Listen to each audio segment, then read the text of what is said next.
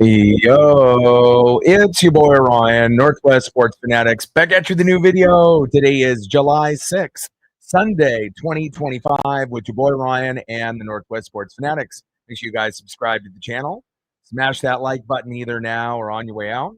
Donate to your boy if you can. Cash App $, ORIONNWSF, or the YouTube Super Chat right here. We got the Pittsburgh Pirates versus the Seattle Mariners, a pitching duel with Paul Skeens and George Kirby.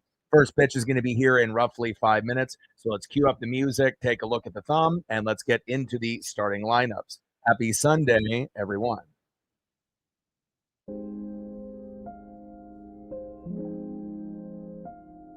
And on the thumb, on the left, one of the best pitchers in baseball, the ace, Paul Skeens. And on the right, our center fielder stud, Julio Rodriguez. Now let's get into the starting lineups here first for the visiting Pittsburgh Pirates.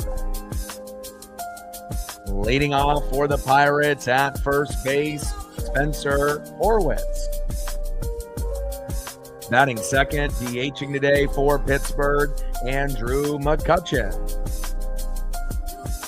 Batting third, playing right field, Brian Reynolds. Batting cleanup, batting fourth, second baseman, Nick Gonzalez. Batting fifth, playing center field, O'Neal Cruz.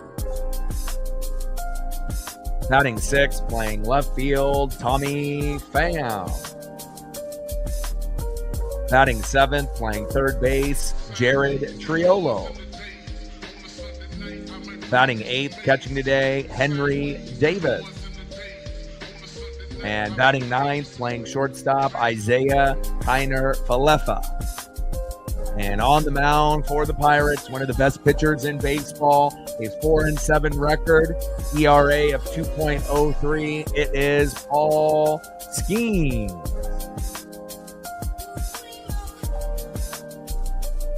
Now let's get into the starting lineup for your Seattle Mariners. Leading off for the Mariners at shortstop, J.P. Crawford. Batting second, playing center field, Julio Rodriguez. Batting third, DHing today for Seattle, big dumper, Cal Raleigh. Batting cleanup, batting fourth, playing second base, Jorge Polanco. Batting fifth, playing left field, Randy Arozarena. Batting sixth, playing first base for Seattle, Luke Raley. Batting seventh, catching today for the Mariners, Mitch Garver. Batting eighth, playing right field, Dominic Canzone. And batting ninth, playing third base, Miles Mastrobuoni.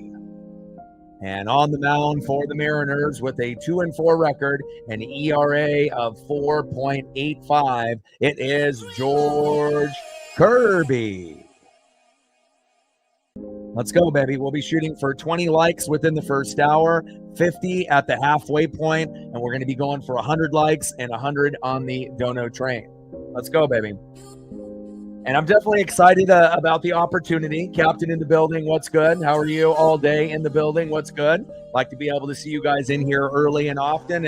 And again, I know a lot of fans, when you end up going against really good pitching, it can be a little intimidating. But instead of being, fearful or worrisome, you should look forward to the challenge. Because if you can end up beating some of the best pitchers in the game, it really does build confidence. And we're going to need it because we got a 3-game road trip to the New York Yankees and a 3-game road trip to the Detroit Tigers. Now, we know the Yankees have been on a little bit of a slide since the Blue Jays are in first place now, believe it or not, in the division for the American League East. But the Tigers are the best team in the American League, and it's not going to be easy. But again, we have had some pretty good success against guys like Skubal, Skeens, Sale. So with that being said, and Crochet, anything is possible. Will we end up getting a 1-0 game, like we had yesterday? It's possible, but maybe, each pitcher gets roughed up slightly. Maybe the bullpen is good for both teams. Maybe it's not.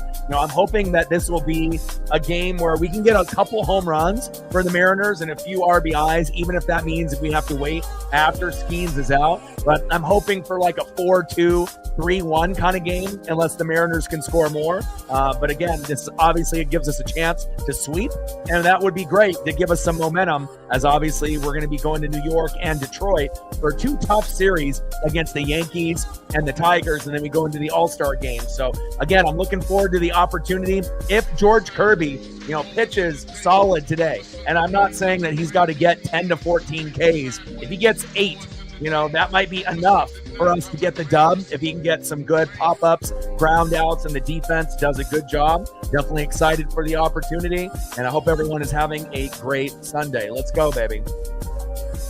And George Kirby, again, hopefully he can mirror what we saw from Brian Wu and Luis Castillo. Castillo had his best start last night, and hopefully that'll rub off on George Kirby here today. Kirby on the mound, leading off for the Pirates, first baseman with the 2 hits yesterday, Spencer Horwitz, 2 out of the 3 total of the night. Batting second, DHing a staple for the Pirates, Andrew McCutchen, and batting third, right fielder Brian Reynolds. Tridents up, let's go M's.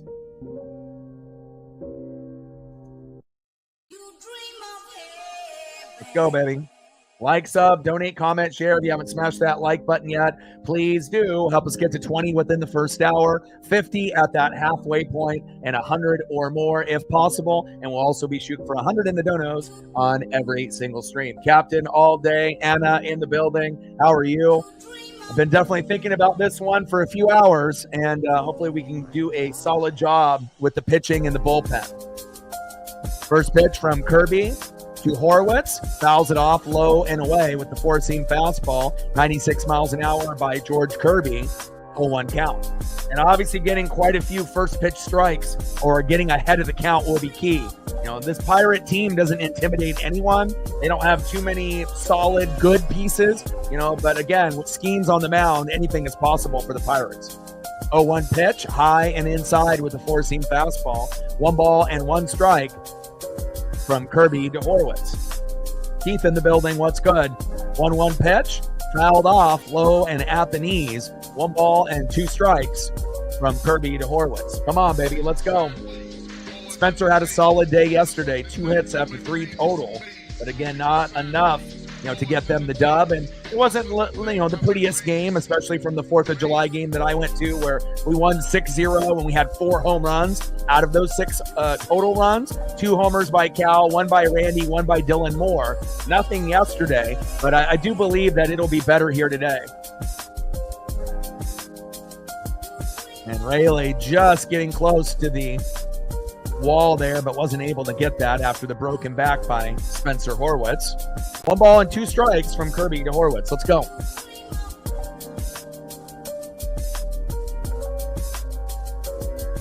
Try to get this sweep, baby. That would give us really good momentum. Going in, obviously, a 3-game set against the Yankees, and I don't care if they're in first place, third place, or last place. It's a hard place to play. 1-2 pitch, and big swing and a miss, and there's K number 1 for George Kirby. I'm shooting for 8 or more, and if we can do that and match Skeens, we should be good to go. Nice job by George Kirby, first batter, first K. I love it. Let's go. Wu pitched great, Castillo pitched great, and now we're just hoping for a great performance for Kirby. Let's go. Next up, DHing Andrew McCutchen. First pitch from George Kirby to McCutchen, high and away. 4-seam fastball, 96 miles an hour, 1-0 count. Top of the first inning, we're just knotted up at 0, and we got a great pitching duel here today with George Kirby and Paul Skeens.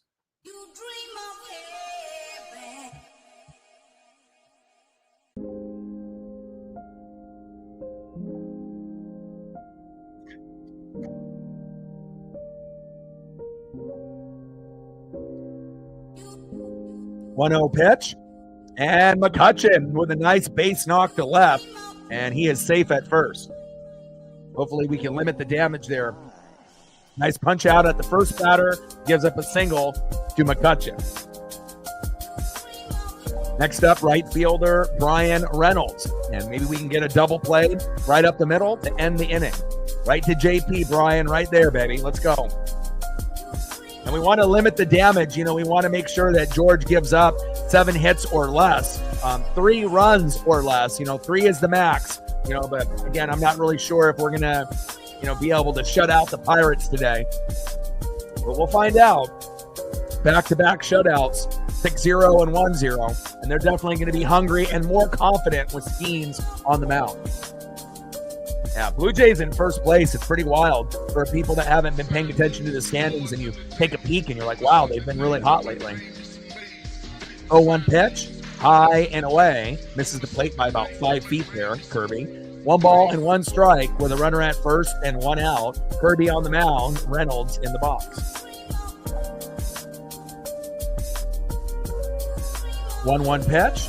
Big swing and a miss, low and away. 1 ball and 2 strikes with a runner at first and 1 out. Kirby on the mound, Brian Reynolds in the box.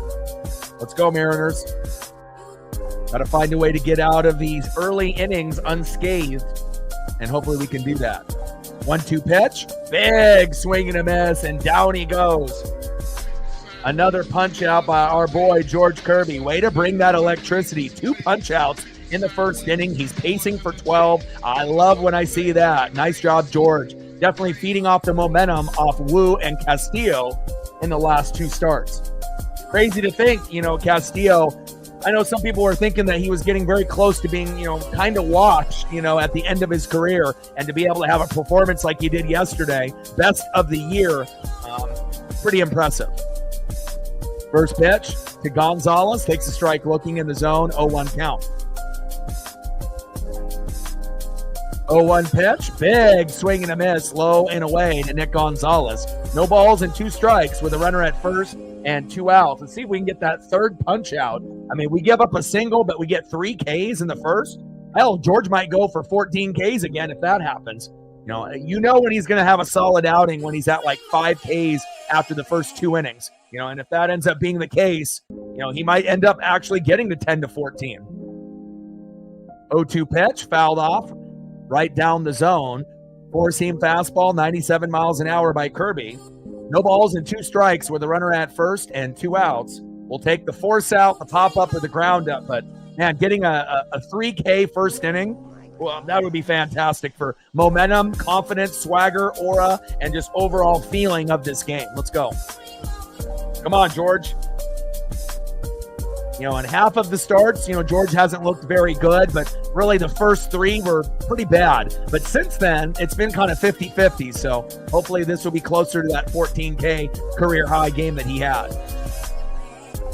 And Kirby gets Gonzalez to go out for out number 3. There we go. Good start there for George Kirby. And again, you know, you're not wanting to give up any big home runs early. Only 1 hit. We'll take that. And George getting 2 Ks, you know, almost trying to get that third one, but you knew at some point there'd probably be a pop-up or a ground out. And we'll take an easy out there. And that is out number 3, obviously there in right field. What a catch by Dominic Canzone. All right, let's see who's up next here for the Seattle Mariners. Jacob in the building. What's good, brother? On the mound, 4-7 record because they don't give him run support like Skubal and the Tigers. If Skeens was on the Tigers, he would have a similar record. There's no doubt about that. But again, even though he's 4-7, ERA is still one of the best in the world, 2.03. And again, you know, for the last few years, it kind of felt like it was Skubal, Skeens, Sale, you know, as the top guys. Crochet's pretty money this year as well, and there's a few others. But Skubal is the best pitcher in the game, and he has been since last year. Now, if Skeens could get a little bit more run support, his record would be 7-4. It would be flipped, or maybe even better. You know, maybe it would be something like 8-3. But again, you know, not really a lot of, you know, quality hitters on this Pirate team. And again, hopefully we can rough him up and get 1 to 3 runs within the first 6 innings to give us a good chance for less pressure on our bullpen as well as hitters late in the matchup. But that is a big if. Leading off for the Mariners, shortstop J.P. Crawford. And if we're going to set the tone early, we need J.P. to get on base in his first 2 at-bats at least 1 time. Hopefully he'll be able to get a hit in his first at-bat off Skeens, which will be tough. Batting second, center fielder Julio Rodriguez. And batting third, the best catcher in baseball, big dumper, Cal Raleigh, DHing in the 3-hole here today. Let's go, baby. Like, sub, donate, comment, share. You haven't smashed that like button yet, please do. Help us get to 20 likes within the first hour, 50 at the halfway point, and then we're shooting for 100 likes and 100 on the dono train. Trident's up. Let's go M's. First pitch to JP, and look at that. JP Crawford, he got the text, and he gets a single on that first pitch. And again, we could only dream if Julio could do that a little bit more on a frequent basis. And again, Skeens is hittable. It's just that he doesn't give up a whole lot of home runs or RBIs, but a nice job by JP setting the tone early. Now, Julio, can you do the same? A single, a double, a triple, a walk, getting plunked and not injured, just something positive. And hopefully Julio will do that here. Come on, J-Rod. First pitch, low and away. Great pitch there by Skeens to bait Julio, and he says, no, not today. Nice job, Julio. I mean, and again, if you can get Julio on, and Cal gets up and gets a good pitch, it could be 3-0 in the first inning. And if that happens, we would win, as long as we didn't have a meltdown by like Zach Pop or, Trent Thornton or Snyder like early in the year where they gave up 6-7 runs late in the matchup. And I highly doubt that'll be the, thing that we do today.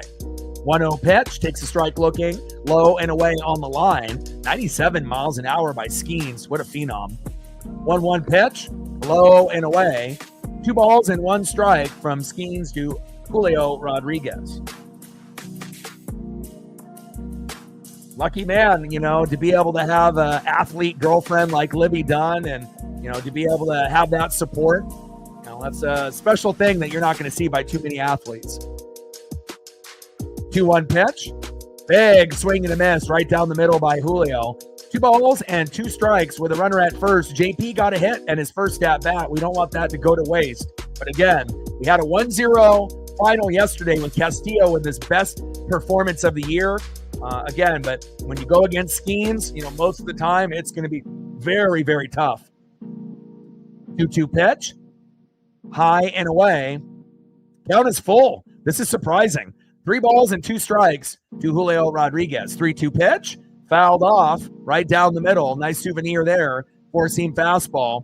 I mean, imagine getting that foul ball at the game. A Skeens Julio foul ball, where Skeens actually had his hand on the ball with some DNA, right? And then Julio hits it, and then you get it in the crowd. I'm not sure if you could ask for anything better than that besides a Skeens Cal Raleigh home run ball or foul ball. Facts. 3-2 pitch. And Julio fouls that one off again. Look at this. Julio Rodriguez, 7-pitch, first at bat.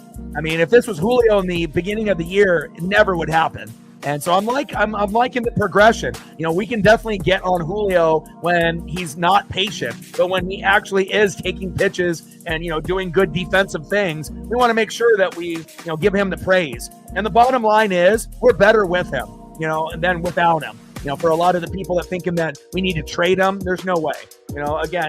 He's just got to be a little bit more consistent in the box. 3-2 pitch, and Skeens gets him to strike out looking. Nice punch out there by Skeens, but I like the progress there. Sometimes you got to look at the positive rather than the negative. The negative is, he struck out, but the positive, he went 8 pitches. So I think that is going to be a sign of things to come. He will not go 0 for 5 today. I'd be very shocked if that happens.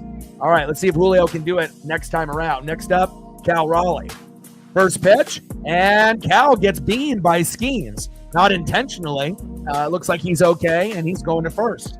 Now we got JP at second, Cal at first, and now we got Jorge Polanco in the box with 1 out. Let's go. Let's get on the board early on Skeens. And again, sometimes name recognition can scare you, but I never get intimidated or afraid when we go against Skubal or Skeens or Sale or any of the dominant pitchers, in this game. I look forward to, facing the Max Frieds and the top guys. And Mariners have had some pretty good success off those top guys in the last 2 years. So we'll see where it goes. First pitch from Skeens to Polo. Takes a strike swinging low and away. 0-1 count. I mean, at least it got him on like the foot. It wasn't like in the head or the arm, so you could tell it wasn't on purpose. And it's not like they intentionally walked him with skeins. I mean, if anyone has confidence to go against a Cal Raleigh, it's going to be like a skoo ball and a skeins, regardless of record or ERA, right? Just their overall swagger, talent, vibe, and confidence in their abilities. 0-1 pitch, low and away, tries to paint that corner, skeins, and misses. 1 ball and 1 strike with runners at first and second. JP and Julio, or excuse me, JP and Cal. JP ended up getting a single off the first pitch. Julio struck out, but it went 8 pitches, so that's good. And then Cal, first pitch, he got plunked on the foot, but not injured, which is good. And let's see if we can bring somebody home. Bottom of the first, runners at first and second with 1 out. You know, Skeens does not give up a lot of home runs and a lot of ribbies. So if he gets into a jam early, we need to strike, and we need to strike quickly.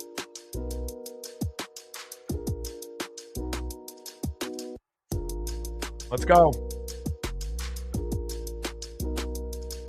There we go, Polo, in between the gap. Go, JP, go, JP. Hustle, hustle, hustle, safe. Oh, they said he's out. No way.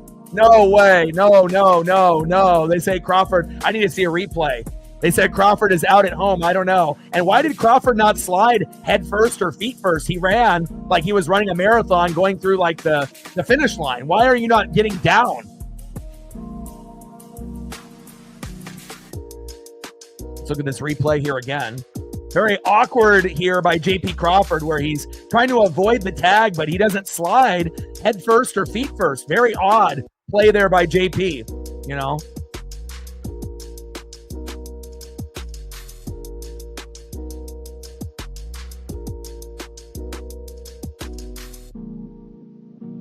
Yeah, he's blocking the plate for sure.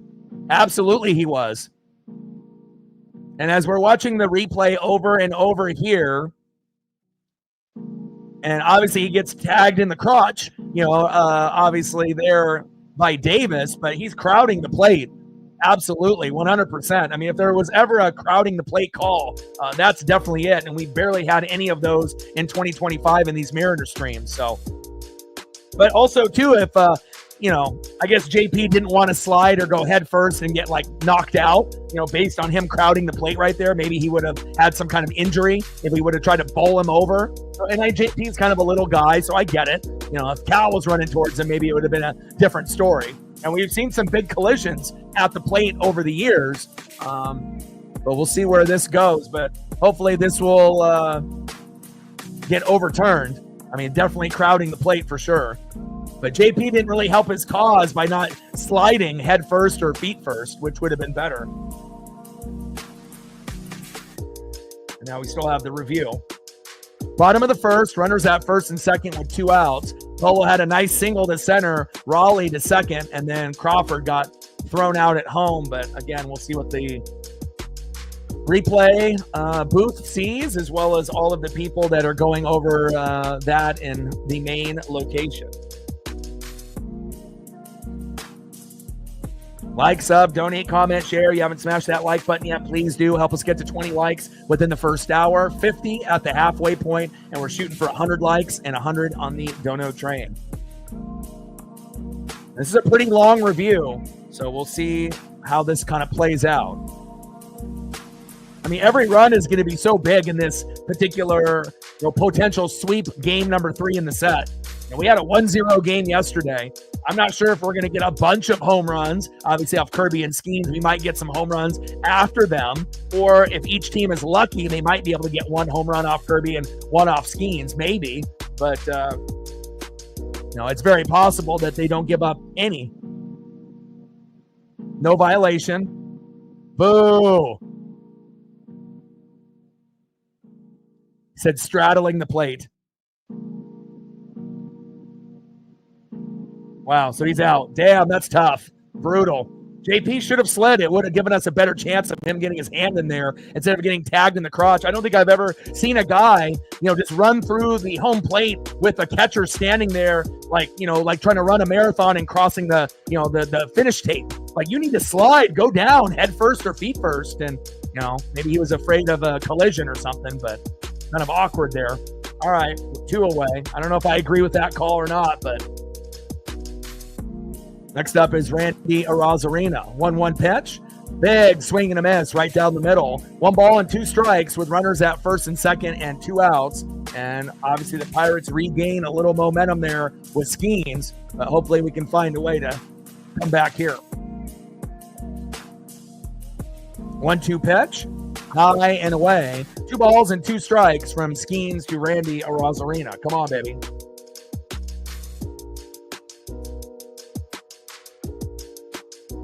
Two pitch, fouled off low and away.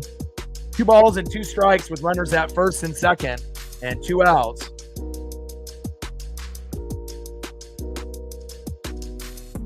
Come on, Randy.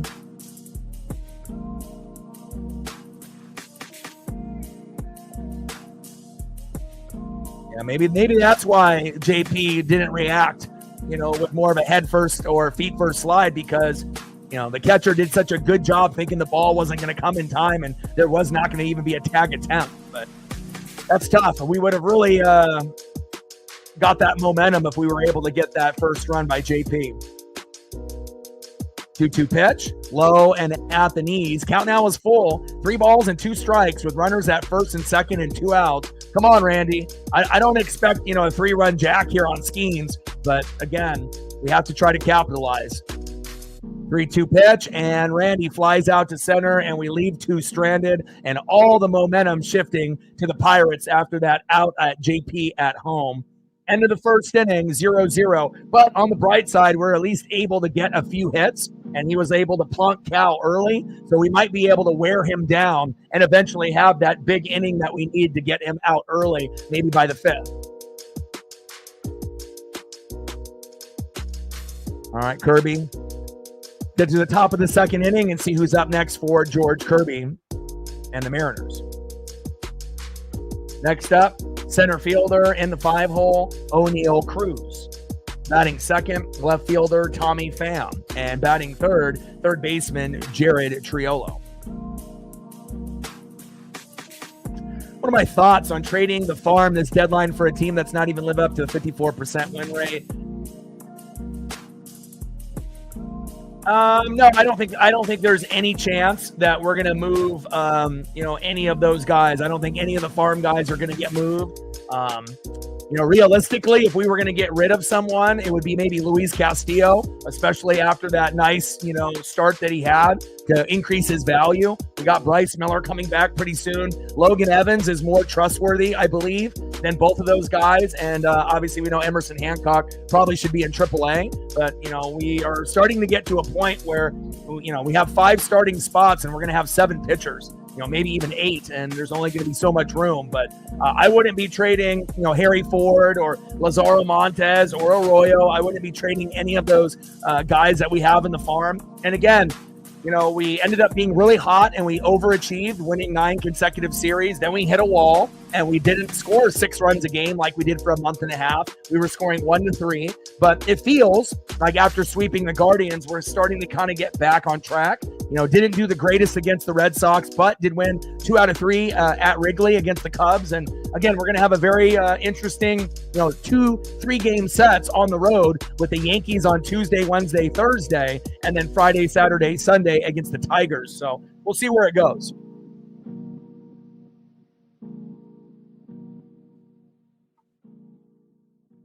First pitch, low and away to O'Neal Cruz, 1-0 count.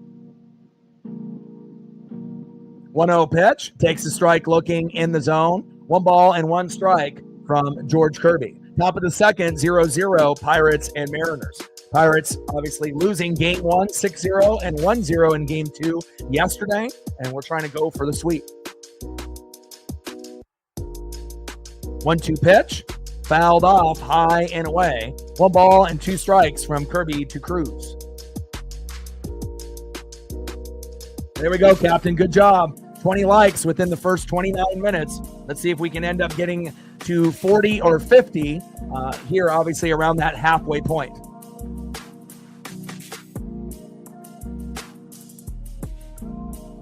One-two pitch, and big swing and a miss, and another punch out by Kirby. There we go. Nice job, George. Let's get those Ks. Let's see how many we can get. Shooting for 8 to 10 today. Down goes Cruz. Next up, left fielder Tommy Pham. Yeah, after them showing the replay, Captain, it looks like he didn't think that the baseball was going to get there. So it wasn't that he wasn't trying to avoid the collision, going, head first or feet first. It's that the catcher was so nonchalant at home, there was no indication that the ball was coming anytime soon. And I think that's why, JP ran that particular way. So maybe if he would have got a little bit more of a heads up by the third base coach or someone there closer to home, but it is what it is. I still think that we're going to score a few runs today. 0-1 pitch, fouled off right down the middle. No balls and 2 strikes to Tommy Pham. 0-2 pitch, big swing and a miss. Got him. Here we go. Kirby looking good today. And you can already tell when, our pitchers are good. Wu, Castillo, and Kirby today, they get off to fast starts, and they're very consistent. They're not walking. They're not plunking. They're not giving up back-to-back-to-back hits. They're not giving up back-to-back home runs. I like what I'm seeing out of George Kirby here today. Feeding off that momentum from Wu on the 4th of July and Castillo with his best fucking start in 2025 yesterday, even though it was only a 1-0 final. All right, here we go. Let's see if we get another punch out here. Third baseman in the 7-hole, Jared Triolo. First pitch, takes a strike looking, paints the corner beautifully.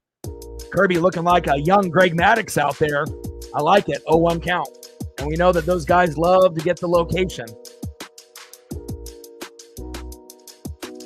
Yeah, Garver actually has been improving quite a bit with some of our pitching staff as far as, he can't really hit on a consistent basis, but as far as like catching and doing that defense, he's actually gotten quite a bit better and built some rapport with some of these guys. 0-1 pitch, takes another strike looking in the zone. No balls and 2 strikes from Kirby to Triolo. 0-2 pitch, low and away. Slider misses the plate by a couple feet. 1 ball and 2 strikes with nobody on and 2 outs. Kirby on the mound looking fantastic. Triolo in the box.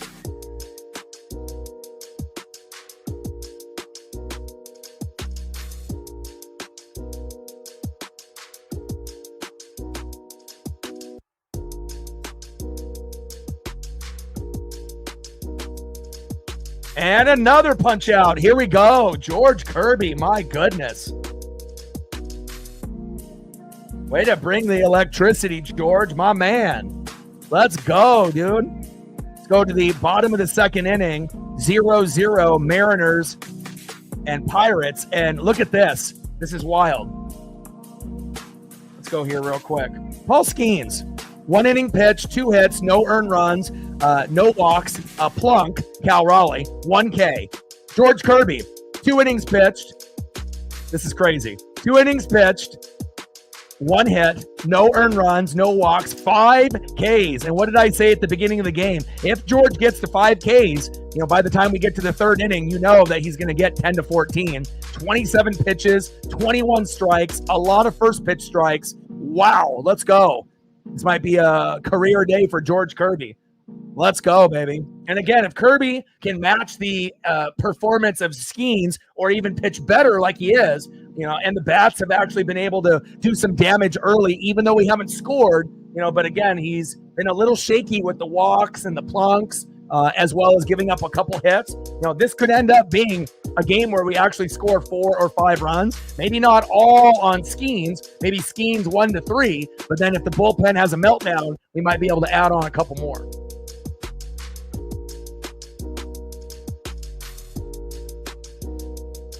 Go to the bottom of the 2nd inning and see who's up next here for the Mariners. Trident's up. Next up for the Mariners in the 6th hole, first baseman Luke Raley. Let's go, Luke. We need you, baby. Bring the bat. We need it. We need that hustle. I like that bunt on that first at-bat yesterday. I wonder if he'll do it again. Batting 2nd in the 7-hole, catcher Mitch Garver. And batting 3rd, right fielder Dominic Canzone. First pitch to Luke Raley. Takes a strike swinging. 0-1 count. Should have went for that bunt, my guy. Let's go.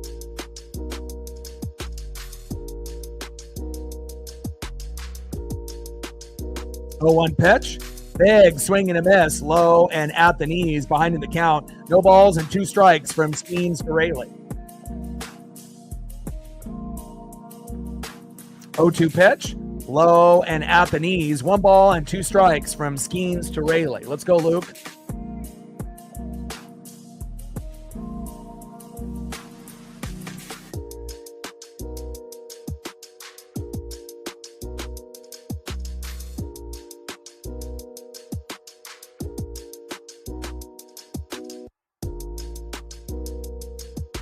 Odin's son with a 20 to get us started. 1-2 pitch, big swing and a miss. And Skeens is like, hey, Kirby's not the only guy that can get Ks. I can do it too. Nice job there getting Rayleigh out 1 away. And we're not haters here. We'll give that electricity for Skeens as well. Next up for the Mariners, catcher Mitch Garver. Let's go, Mitch.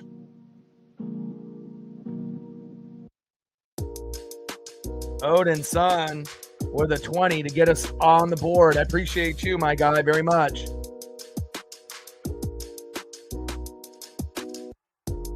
Stacks on stacks, racks on racks with a little Cactus Jack. Bang, bang. We're at 20, 80 to go to hit the goal. Odin's son, you the man. 0-1 pitch to Garver. Big swing and a miss, low and away with the sweeper by Skeens. No balls and 2 strikes with nobody on and 1 out. We're in the bottom of the second. 0-0 Pirates and Mariners. 0-2 pitch. And Garver strikes out looking. Skeens starting to get in his bag. Back-to-back Ks by Paul Skeens. I see you. 2 away. Next up, right fielder Dominic Canzone. Let's hopefully end the strikeout rally that Skeens is on right now. Let's see if Dom can end it with a single, double, or home run. Let's go. First pitch, low and away, 1-0 count.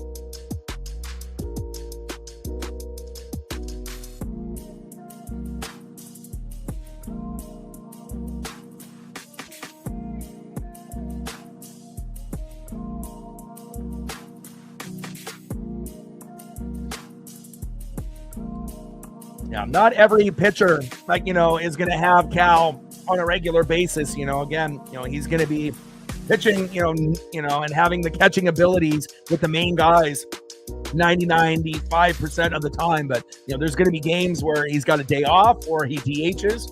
And, Garver is getting more time. And, again, if he wasn't, I think, as good, fielding, the baseballs, obviously he's not going to call a game the same way as Cal. Really, the only weakness for Garver is really kind of like Julio. It's in the box. But defensively, and just, overall duties as a backup catcher, Garv isn't too bad. I wouldn't want him as the starter, but for a fill-in guy, he's actually decent. Could use a few more hits, though. And 1-2 pitch. There we go. Canzone with a single to left. There we go, Dom. Way to end that rally.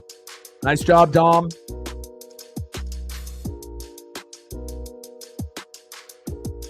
Yes, sir. Next up, Miles Mastrobuoni. And Miles has probably been our best player on the team that's not an everyday player. Obviously we know Dylan Moore got off the schneid on the 4th of July, after not being very good for a couple months. But Mastrobuoni has been pretty clutch in any situation, starting or off the bench. First pitch, low and out the knees, 1-0 count.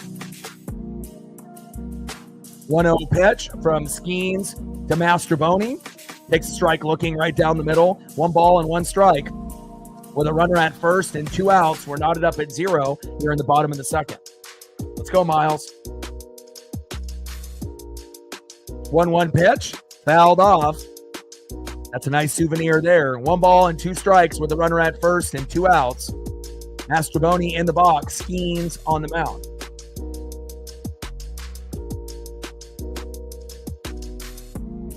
When Superman is off saving the day, 1-2 pitch, and Mastrobuoni strikes out. Another punch out by Skeens. He's getting hot. Get any small blizzard treat like our newest menu hero for just $2 more.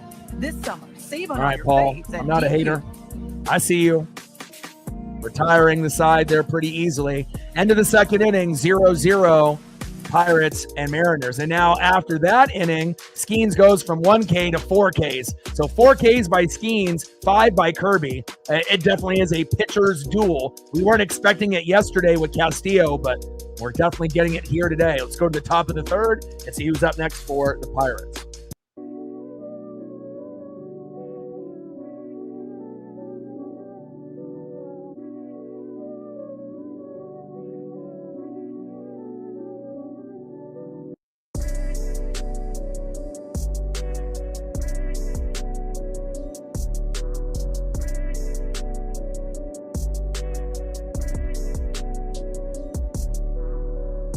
Next up, catcher in the top of the third inning in the 8-hole, Henry Davis, making that play there on JP at home to get that out.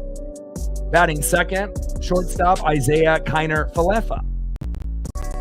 And batting third, back at the top of the order with a 2-hit day yesterday, 0 for 1 with a K today, first baseman Spencer Horwitz. Trident's up, let's go M's.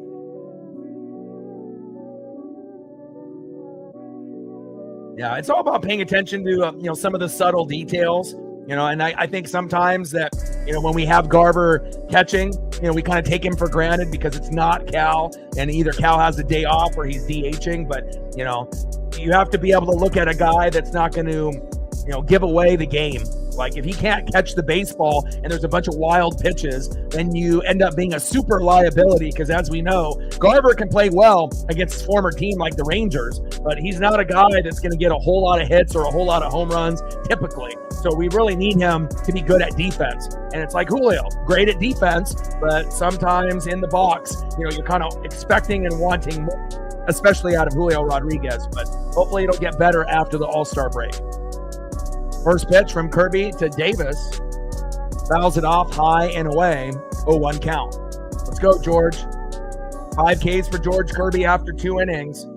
4 for Skeens. 3 in that last inning in the second. It's going to be probably both pitchers, I would assume, will get over 10 if we keep going at this pace, you would assume.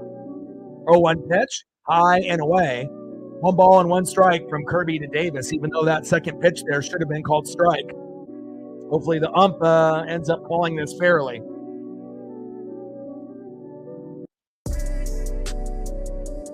Zach Pop, 1.1 innings, 5 hits, and 3 runs. Yeah, he's fucking terrible. Glad he's not on our team. There's a few other guys on the roster I wouldn't mind parting with if we could get some better guys at the trade deadline, but we'll see where it goes. 1-1 pitch. In play, and he grounds out to JP. Throw to first. Got him. 1 away. Good defense there by JP. Next up for the Pirates, shortstop Isaiah Kiner-Falefa in the 9-hole. Top of the third inning, 0-0 with a Skeens Kirby pitcher's duel. Lots of Ks. And again, you assume you were going to get the Ks from Skeens. We didn't really know if we were going to get that type of game from Kirby, but starting to kind of get back to his true form before he got injured.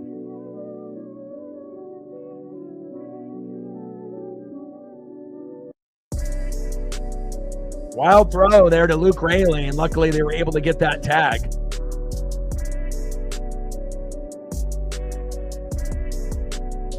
But hopefully Luke is all right.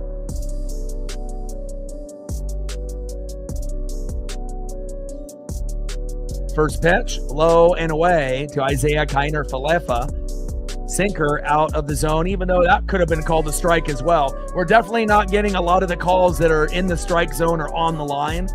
They're calling strikes balls and balls strikes, but hopefully it won't impact the game. 1-0 pitch, fouled off right down the middle by Kiner-Falefa. 1 ball, 1 strike, nobody on and 1 out. We're in the top of the third, 0-0 Pirates and Mariners. 9 more likes to 30. Let's get there, baby. Like, sub, donate, comment, share. We got at least half of the people in the room that haven't done it just yet. Help us get more people here in the building so we can grow. And we had a great day with a sub count growth. We had 12 new subs in the stream just yesterday. And we've been getting about 5 to 15 on average every single day. So we're definitely getting towards that 21,000 number. Only 54 to go. Let's go. 2-2 pitch, fouled off, and we gained a couple more subs already. 2 more here today. Shout out to all the new subs that we've acquired on the channel. And shout out to the 2 new subs from today specifically. Now we're at 20,948, and maybe we'll be able to get 5 or 8 more and, kind of dwindle down that sub number so we can get to that 21,000 number that we need. 2-2 pitch, fouled off, low and away. 2 balls and 2 strikes with nobody on and 1 out. Kirby on the mound, pitching a gem, matching Skeens' effort and exceeding it. Kiner Falefa, his first at bat here in the 9-hole.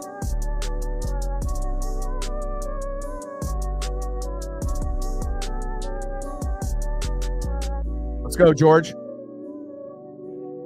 Now, Blue Jays in first place in the AL East. Wild. Rays got hot there for a minute as well. But I don't know if anyone anticipated the Blue Jays being at first place at this point. 52-38. I wish the Mariners had that record. One day. 2-2 pitch. And Kiner Falefa. Fielding error. Brutal. And Kiner Falefa is safe at first. We got to clean up some of these defensive bugaboos. We don't want to be giving freebie singles away here. Come on, defense.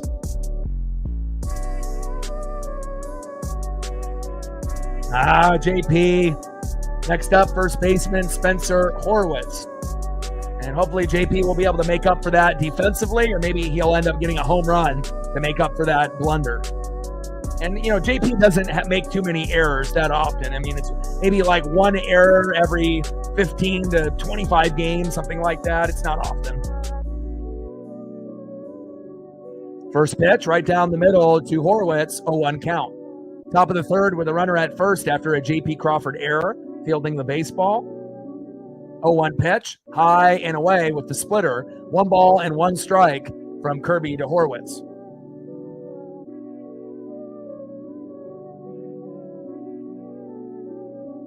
One pitch, high and inside with the 4-seam fastball, 94 miles an hour by Kirby. 2 balls and 1 strike from Kirby to Horwitz. Come on, George.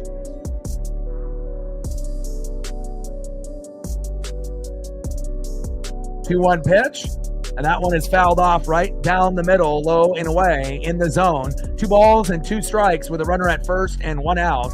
Top of the third inning, it's a pitcher's duel. Skeens, wheeling and dealing. We knew that was going to happen. We didn't really know what we were going to get out of Kirby. The good Kirby prior to the injury, or the 14K Kirby from this year, or the shaky Kirby where he gives up multiple home runs, multiple ribbies, and we're down early, 1, 2, 3 runs. And luckily for the latter, we're getting the good Kirby. So I like what I'm seeing.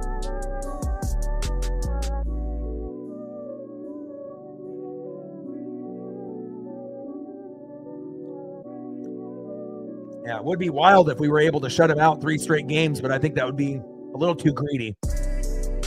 At this point, we just want to win. If it just so happens it ends up being 1-0 or 2-0, so be it. But, I don't care. We win 1-0, 2-1, 3-2. If it ends up being that type of game, so be it. But I'm hoping that we can get a couple homers. If we have to wait for the bullpen, But again, I still think that there might be an opportunity to get something on Skeens before he goes out.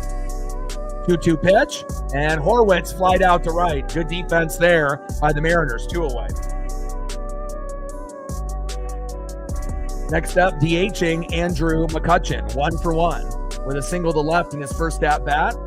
Hopefully we'll be able to get Andrew out here. First pitch, takes a strike looking high and inside, 0-1 count.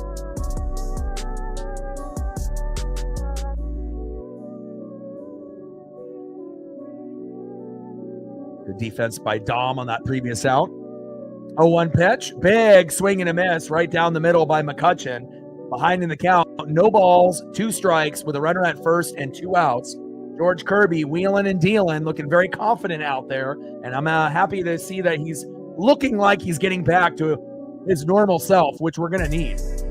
Because we really don't know what we're going to have out of Bryce Miller for the rest of the year when he comes back. But at least we have Logan Evans to take his spot if needed. Quick answers about any 0-2 pitch, got him. There we go. And another punch out on Andrew McCutchen. See you later, Andrew. And with frustration, he screams just like in this photo. George, I love what you're doing, baby. Let's go. Strikeout looking, strikeout swinging. We don't care at the end of the day as long as it's a punch out. Wow. And George obviously was terrible in his first 3 starts. He's got his record to 2-4 with an ERA of 4.85. If he continues to pitch like this, he'll have an ERA in the 3s sooner than later.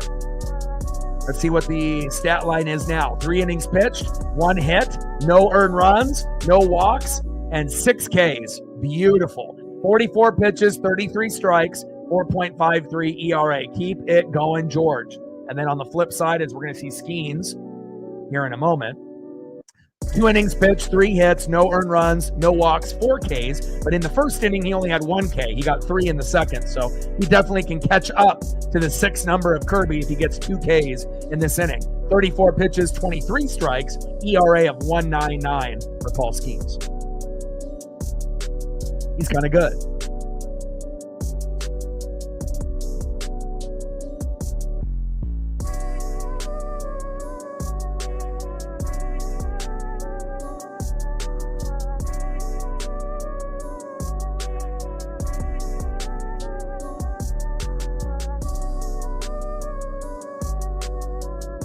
See who's up next here for the Mariners in the bottom of the third against Skeens.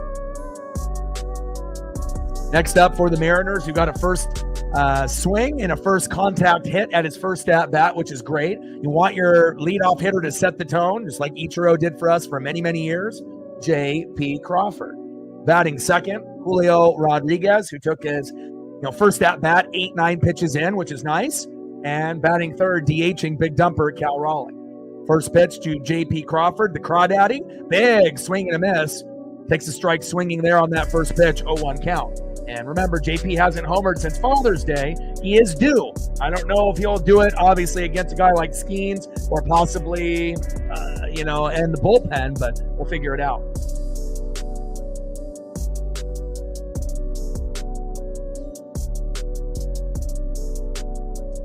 Flying Monk in the building. If there's anything that you want to see photo-wise for that last dono last night, let me know, and I got you. 300 on the first slot. Ooh, ended up walking. 1,000. Oh, man. Yeah, I mean, it's one of those things, we all have our vices and we all, have certain things that we go to. Some people, it's, going to the casino. Others, it's sports gambling. For others, it's buying too many, packs of cards or boxes, and kind of having the addiction for the sport card craze. Whatever your vice is, if it's, some are going to be healthy, some are going to be unhealthy, and some are going to be good for your pocketbook, and others not so much. Sorry to hear that that happened to you, but hopefully, things will get better the next time around when you end up going. 0-2 pitch, and that is strike 3 looking on J.P. Crawford. Skeens is heating up. Or at least JP got a hit in his first at-bat. Next up is Julio Rodriguez. Took his first at-bat, 8 pitches. I assume that he'll be very aggressive against Skeens here in the first couple pitches. But again, maybe he won't. Maybe he's learning. First pitch, low and away. And look at that. The first 2 at-bats, Julio does not swing at the first pitch. So, even though, he may not be getting home runs at that particular at-bat or even a base hit, at least we're seeing the things that we were complaining about at the beginning of the year, that he was always swinging no matter where that ball was, inside, outside, and the pitchers know that typically you throw garbage, Julio more than likely will swing. But again, we'll see if we can get one here. And Julio on the 1-0 pitch, yes! Julio connects on Skeens. Run, run, run! Safe. What a double by Julio Rodriguez. And I told y'all, as soon as I saw that first at-bat go 8 pitches, I had a feeling that he was going to have 1 or 2 hits today. And look at that. Bat number 2, he ends up taking a first pitch, waiting for that good pitch, and then getting a nice double. That's how you end up being productive baseball player, Julio Rodriguez. Maybe he is learning. Nice job, J-Rod. Next up is big dumper Cal Raleigh. With 1 swing, this can be 2-0, baby. I need home run number 36 stat. First pitch, high and away, 1-0 count. And Cal got plunked, and his first at-bat on the foot wasn't anything, to be worried about. And we'll see what we can get here out of Cal. 1-0 pitch, fouled it off low and away. 1 ball and 1 strike from Skeens to Cal Raleigh.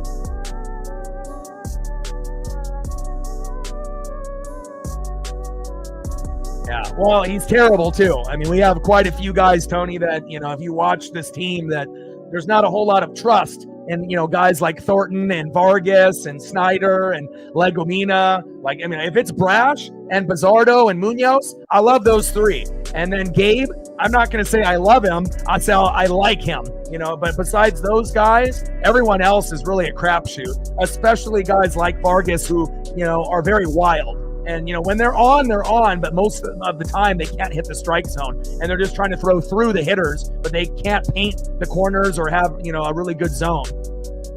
1-1 pitch, and Cal flies out to center. Julio tags up from second, get into third. And Julio safe at third with 2 outs. Let's get an RBI single, and let's see if we can go up on the board. Yeah, I wouldn't want to go anymore after that as well, for sure. Let's go, Polo.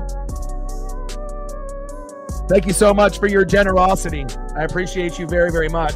And I'm sorry about the mix-up yesterday because, again, sometimes I'll get donos through the Super Chat, Venmo, Cash App, some of the other things. And sometimes people will have their handle, on there. And if some things get confused from one person to the next, some people don't want to use their government name. They just want to use their handle. So, apologize for that yesterday, but I don't think that'll happen again. Bottom of the third, we got Julio at third, Jorge Polanco in the box, and hopefully Polo. Again, best case scenario, 2-run jack, we go up 2-0, but this is Paul Skeens we're talking about. So hopefully we just get a single, a blooper, and then we can go up 1-0, and that'll be a good start for us. I mean, especially with this being a pitcher's duel.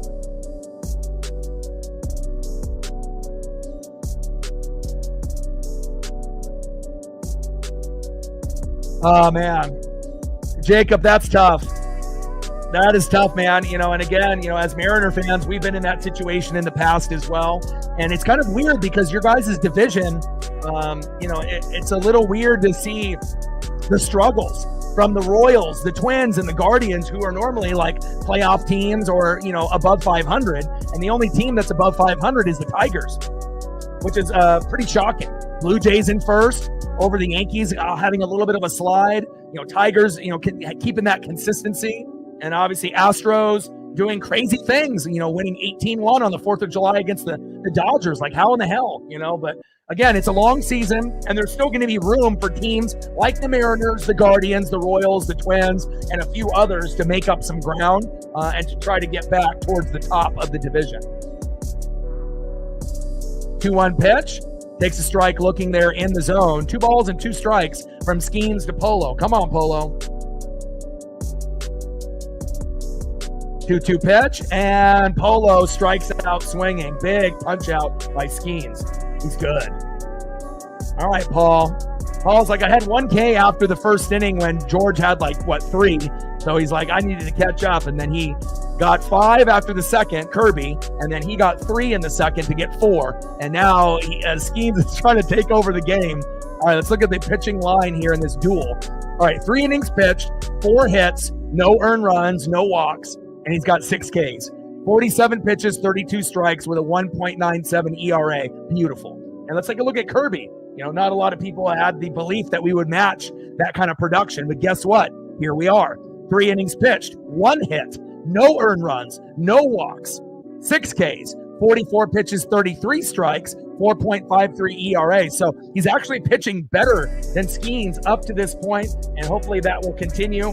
And, I'm kind of curious on where they're going to go because, sometimes in a rubber match, that we don't have the best lineup, and you can kind of tell if they're actually trying to win and get a sweep or win that last game, or if they have a weaker lineup and they're just kind of looking towards the next series, going on the road to New York for 3 games on Tuesday, Wednesday, Thursday, and Detroit Tigers on the road on Friday, Saturday, Sunday. Then we got the All-Star, break coming up in that following week. So, but with the lineup that we have, I think we have a lot of confidence even when Big Ben and Cole Young don't play. If we have Canzone and Mastrobonian, we still feel that we're going to win. We have a good confidence there. But again, I like that Brian Wu was electric with 8 Ks. We saw Luis Castillo go crazy. Hell, we even saw Munoz almost have an immaculate inning where he almost had 9 pitches for 9 strikes and only had 1 ball. 3 pitches, strikeout. 3 pitches, strikeout. And then ended up having 1 pitch that was a strike, 1 for a ball, but then ended up getting the out. And, it's nice to be able to see things starting to kind of come together. But again, it's going to be tough going on the road to face New York and Detroit, but I'm confident. I think that we're going to do good, and again, New York is sliding right now, so it's a good time to play them. There's no good time to fucking play Detroit right now this year. They are the best team in the American League, not named the Blue Jays based off record. But again, I'm not afraid of them, and I know it'll be tough, but again, I think that we will play well, because what do? Play up to the competition or play down? And when you're playing the Yankees or the Tigers, it's going to bring out the best in the Mariners. Even though we're going to be on the road, it'll be us versus them mentality, us versus the world, and hopefully that the bats will come alive and the pitching will stay strong. First pitch from Kirby to Reynolds here in the top of the fourth, takes a strike looking, 0-1 count. Reynolds is 0 for 1 with a K. 1-0 pitch, low and at the knees. 1 ball and 1 strike to Brian Reynolds. Keep it going, Kirby. 1-1 pitch, fouled off right down the middle. 1 ball and 2 strikes from Kirby to Reynolds. 1-2 pitch, low and away. Splitter misses the strike zone by a foot or two. 2 balls and 2 strikes from Kirby to Reynolds.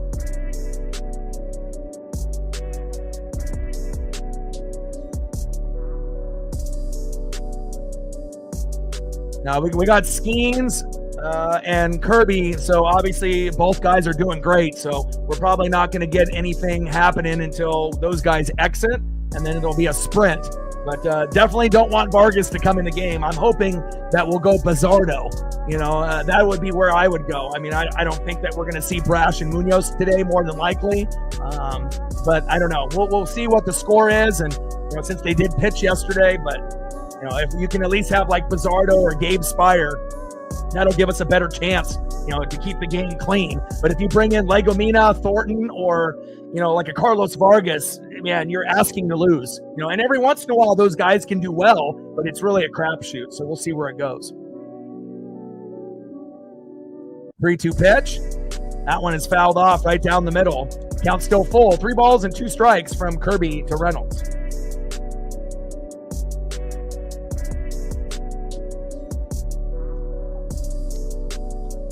All right, we're at 30 likes.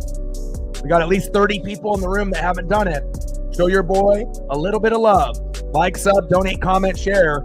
Help us out. Help us get to 50 at that halfway point. And Reynolds on a 3-2 pitch lines out to the pitcher. There we go. 1 away. We're shooting for 100 likes and 100 on the donos. We're at 20 on the dono train. And we're at 30 on the likes, 20 more to be able to hit that goal. And we want to be at 50 around the halfway point. And we're almost at the halfway point now. So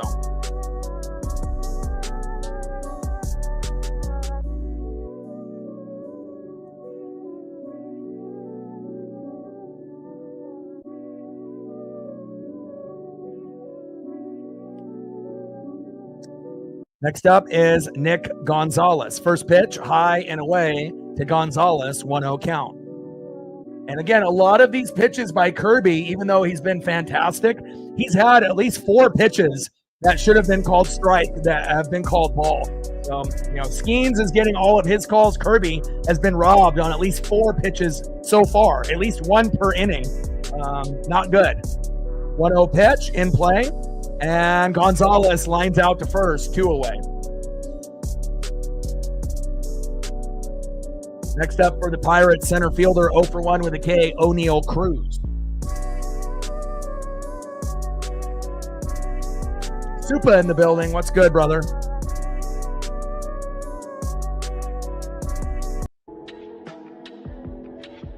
First pitch from Kirby to Cruz, takes a strike looking, high and away, 0-1 count. And that one should have been a ball, and that was called strike, so maybe a makeup call there by that ump. 0-1 pitch, high and away. Changeup misses the corner. 1 ball and 1 strike from Kirby to O'Neal Cruz. Luke Raley making some defensive gems here today. Nice glove work, Luke.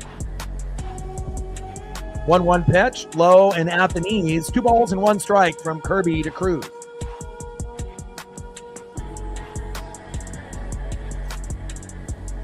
Let's go, baby.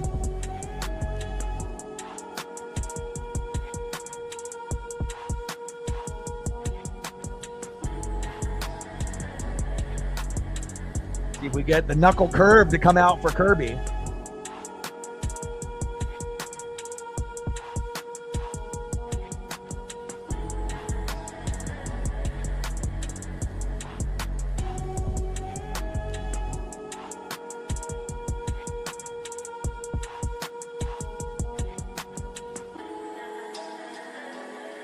Three-one pitch, and that one is fouled off right down the middle. 3 balls and 2 strikes, count is full with nobody on and 2 outs. Top of the 4th inning, we're knotted up at 0.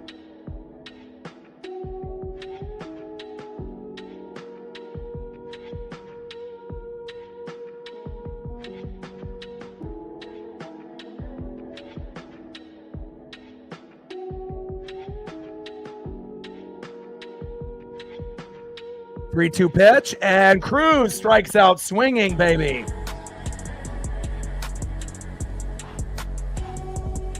Let's go. Way to bring that electricity, George.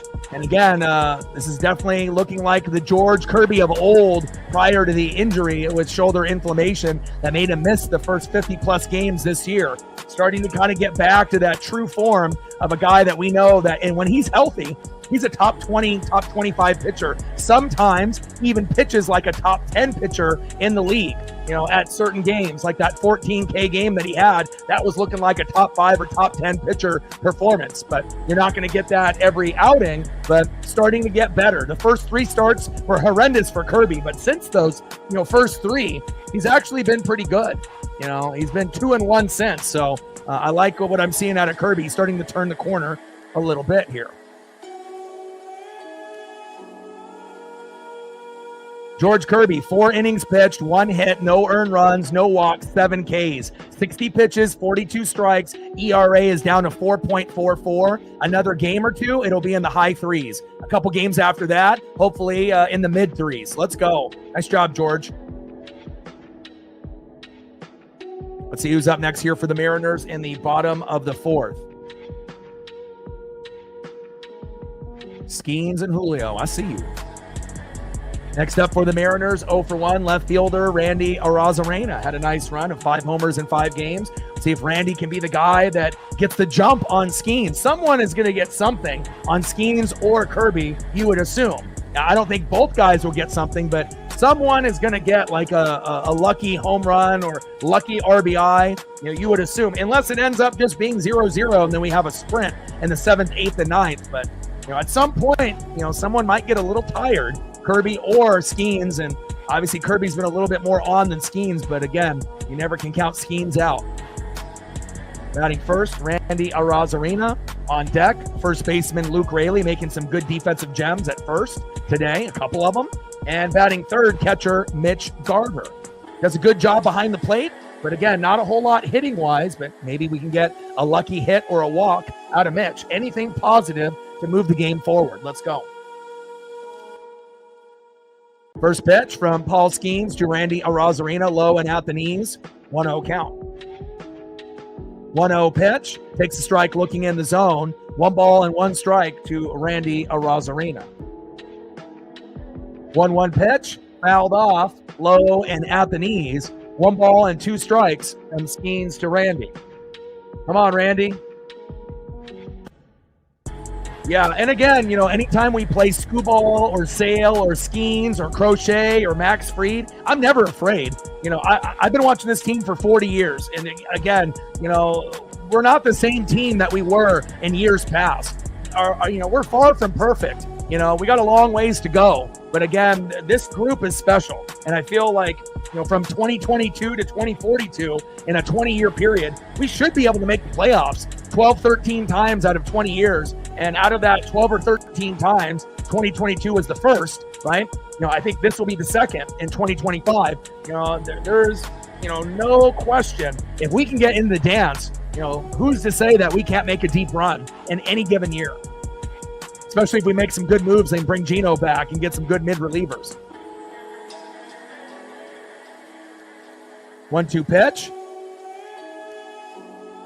Low and at the knees. 2 balls and 2 strikes from Skeens to Randy Arozarena. Jason in the building. What's good, brother? Like, sub, donate, comment, share. For all the people in the chat, help your boy out. Let's try to get to 100 likes before the stream ends. 2-2 pitch, and Randy strikes out looking. Man, tough when you go against a guy like Skeens. He definitely doesn't have the win-loss record that people would assume that he's good, 4-7. But again, his ERA is 1.97, which is number 2 in MLB to Hunter Brown, which is 1.82. Then Skubal at 2.02, DeGrom, and then Zach Wheeler. So obviously we know how good Skeens is. If he actually had some fucking good players on the Pirates like Skubal does for the Tigers, I mean, Skeens' record right now would be flipped 7-4, or probably even better than that, 8-3 or 9-2, if they actually had good players on the team. But that's how it goes, and that's how they were able to acquire Skeens, because the Pirates have not really been good in a long, long time, and that's what happens when you get a high draft pick. 0-1 pitch, low and at the knees to Luke Raley. Bottom of the fourth, we're knotted up at 0. It's a pitcher's duel between Skeens and Kirby, which is giving us a chance here for the sweep. And we got a 1-1 count. 1-1 pitch incoming to Nuke Raley. Let's go, Luke. We need a nuke. 1-1 pitch, high and away. 1 ball and 1 strike to 2 balls and 1 strike to Luke Raley. Let's go, Luke. I'm trying to channel in your inner trident. 2-1 pitch. Big swing and a miss. 2 balls and 2 strikes to Luke Raley. And I love Luke's hustle. He got a bunt to third on his first at-bat yesterday, and he was safe. Don't be afraid to drop that bunt down. Small ball. Especially when you're going against, these pitching duels, you want to make sure that you're maximizing every at-bat. You got to put the ego aside. I mean, if a bunt is going to get you to first, rather than you striking out, popping up, or grounding out, take it. That runner getting to first might be a runner that gets to come home to give us the win or the lead. 2-2 pitch, fouled off right down the middle. 2 balls and 2 strikes with nobody on and 1 out. Bottom of the fourth, we're knotted up at 0. 2-2 pitch, and Raley strikes out swinging. Big swing and a miss. 2 away. Skeens, you animal, you. He's really trying to get more Ks than Kirby when it's all said and done. It's going to be, both guys are going to get over 10, it looks like. Nice job by Skeens. I'm not a hater. Obviously, I love watching him pitch. I just don't want him to beat the Mariners. But I definitely go out of my way to watch, the top guys. I love Skubal. Obviously, that's my favorite pitcher in the league right now. I love lefties, and he's dominant. But as far as righties, my favorite righty to watch that's not on the Mariners, obviously, is Skeens. First pitch. High and away. Slider missing the strike zone by a foot. 1-0 count. 1-0 pitch to Mitch Garver. Takes a strike looking right down the middle. 1 ball and 1 strike to Mitch Garver. Come on, Garv.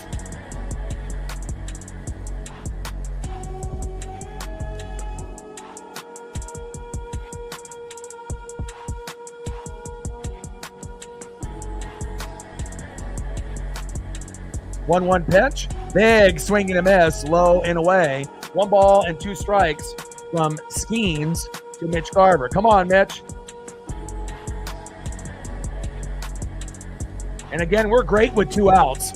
In years past, when we had 2 outs, it was like, okay, we're screwed. But now it's like we can go and get a 1 to 5 run rally with 2 outs. And we are one of the top 3 teams in MLB, I feel, with 2 outs. It's not going to happen every time. Like right there, as you see Garver strike out looking. But again, if we get into a situation after these starters go out with 2 outs, we might be able to put together something special. End of the 4th inning, we're still knotted up at 0. And instead of being able to compare, who got a home run and who got a hit, we're doing this. We're looking at who's doing better pitching-wise. All right, we're going to the top of the 5th, but before we get there, let's look at the stats. 4 innings pitched, 1 hit, no earned runs, no walks. That's big, but Kirby never walks. He's like Greg Maddux, modern day. Not as good, though. 7 Ks, 60 pitches, 42 strikes, 4.44 ERA. Fantastic. And when he had a 3 strikeout lead to 1 after the first inning, we didn't know what kind of game Skeens was going to have. But just like that, in a blink of an eye, when Skeens had only 1 K after the first inning, we're in the 4th inning now. 4 innings pitched, 4 hits. Now, obviously, and Kirby's at a 1-hitter, but no earned runs, no walks. 1 hit by pitch, Cal Raleigh, 9 Ks for Skeens, and we're only in the 4th. now in the top of the 5th. Wild. I mean, this might end up being like 10K for Kirby, 12 for Scheme, something like that. I don't know. We'll find out. 64 pitches, 44 strikes, 1.96 ERA. But it shows you Schemes can turn on the heater so quickly, where it looks like you're fucking him up with a couple hits. You got a couple guys on, but it's so important when you have that rough inning, like he did early in the game. You got to be able to get that guy to come in. That's big facts. Yeah, he's very good. Skubal is the best pitcher in the game right now, in my opinion, the lefty that's on the Tigers. He was the best last year, and he's the best this year. Now, Skeens' record is 4-7, but his ERA is 2 or under 2. So if he had actual run support and good players around him, the record would be, probably one of the best in baseball. Or even at the bare minimum, it would be flipped and be 7-4 rather than 4-7. But, again, if Skeens was on the Tigers, I mean, who knows what his record would be? 9-1, 10-0, 9-2, 8-3. It would be something special. Not JT in the building. What's good? Let's go, M's. First pitch from Kirby to Tommy Pham, taking a strike looking, 0-1 count. Like, sub, donate, comment, share. If you haven't smashed that like button yet, please do. Help us get to 100 likes on the stream. And we're at 20 on the dono train, 80 to go. 0-1 pitch from Kirby to Pham, takes a strike swinging. Big swing and a miss, low and away. Behind in the count. No balls and 2 strikes with nobody on and no out. And we've been making some great growth on the channel since the beginning of the season. We were averaging about 1,000 to 1,500 people that would be here on a regular basis, and that has exploded quite a bit. We've even gained a few more subs here. Another sub that we've added. 51 now to go to get to 21,000. 0-2 pitch from Kirby to Pham, low and away. 1 ball and 2 strikes from Kirby to Pham. 1-2 pitch, fouled off high and away. 1 ball and 2 strikes from Kirby to Pham. But it's crazy. So we went from 1,000 to 1,500 regular viewers. Now returning regular viewers, 3,600, and it's growing every day.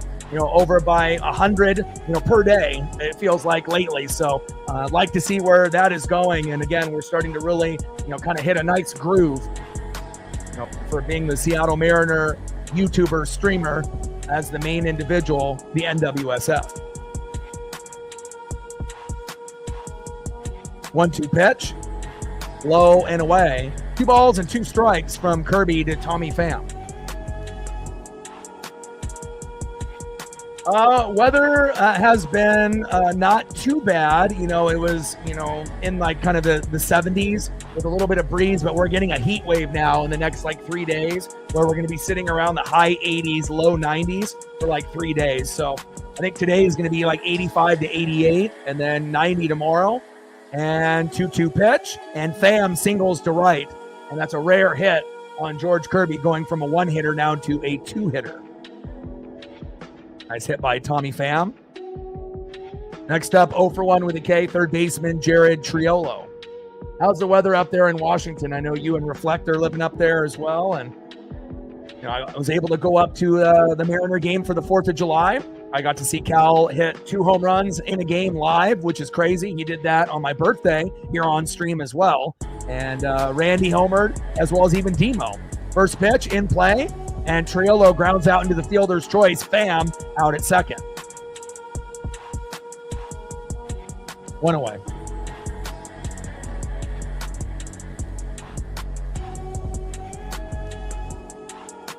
Most strikeouts with the first 100 starts. Paxton, Felix, Logan Gilbert, Mark Langston, the OG, Eric Hansen. Wow, that's a very obscure name. And then George Kirby with 532. Paxton has the record at 603. Wow. First pitch from Kirby to Davis. Low and away, 1-0 count.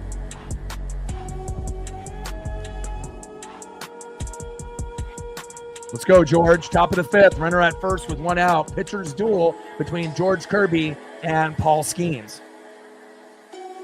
And we knew that we were going to get that more than likely today, but yesterday we did not think it was going to be a pitcher's duel with Castillo on the mound. But It was the best start that he had all year last night. And, we'll take a 1-0 win. It wasn't sexy. It wasn't pretty. There wasn't any home runs. Just an RBI single by Ben Williamson. But, again, sometimes that's how the cookie crumbles in baseball. You're going to get games that are going to be 6-0 with 4 homers, like on the 4th of July that I went to. And then my buddy Brian that I went to high school with messaged me, and he was at the game with his family yesterday to get the J.P. Crawford basketball jersey.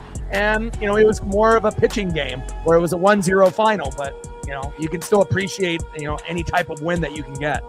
1-0 pitch, fouls it off right down the middle. 1 ball and 1 strike from Kirby to Davis.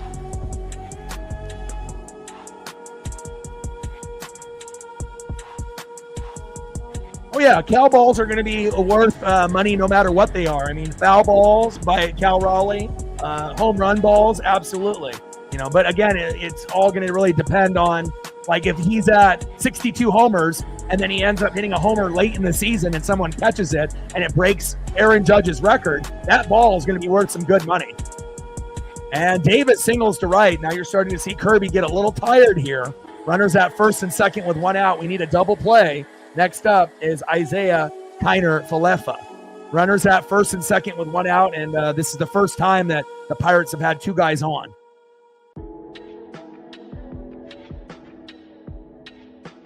Here's the photo there, and I'll have a couple more that I'll be able to bring up for you. Flying Monk. I assume that's the one that you were talking about.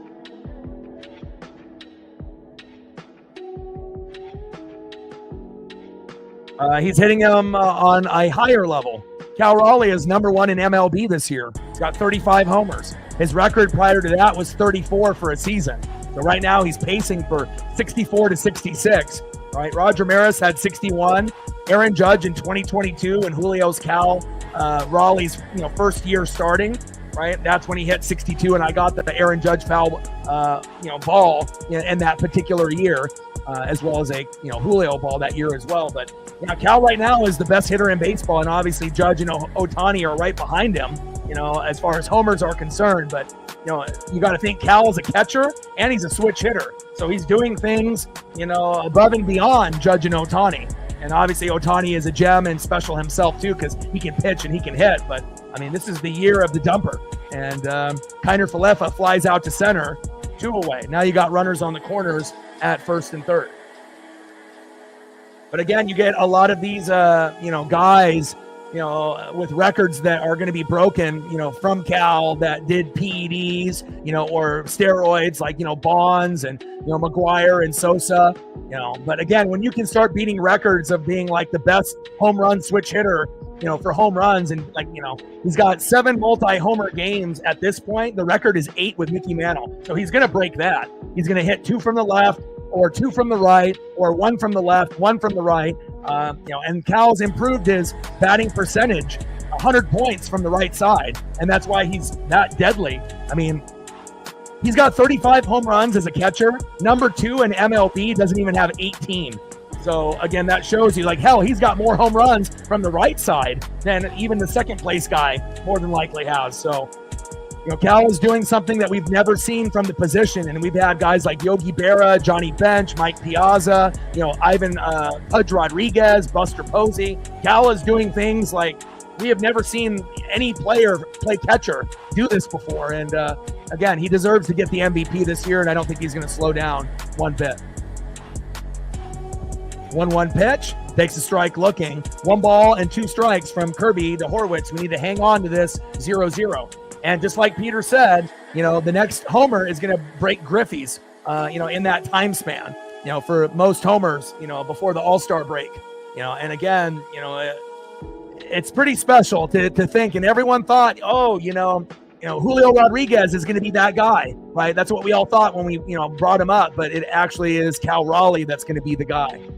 And Horwitz flies out. There we go. And that is out number 3. Here we go. We get out of the jam. And that was a point where Kirby could have given up 1, 2, 3 runs or even an RBI single. And he gets out of the jam. Nice job, George. All right, let's go to the bottom of the 5th inning and see who's up next for the Mariners.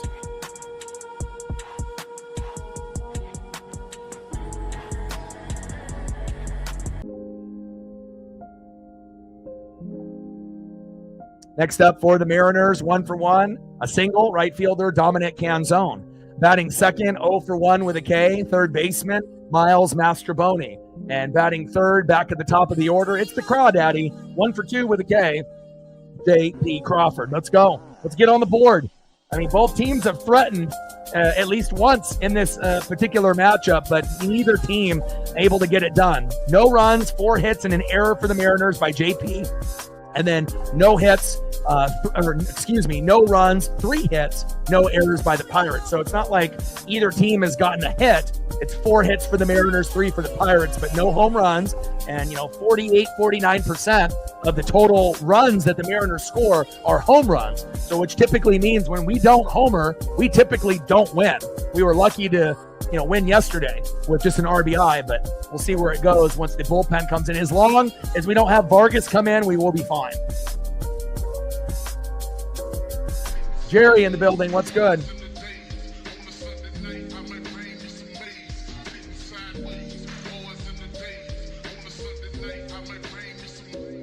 I mean, there's a lot of guys. I mean, Bonds, McGuire, Sosa, Rafael Palmeiro, Roger Clemens. I mean, and there's a lot of guys that, probably kind of fell through the cracks. Jose Canseco, obviously, but again, to be in that, steroid era, and to have, a guy like Ken Griffey Jr., not, end up being one of those guys. And then we have another one with Cal not being like that either. Even though we're the only team that's never, been to a World Series, we can still say that we got some of the best players that have ever put on cleats ever.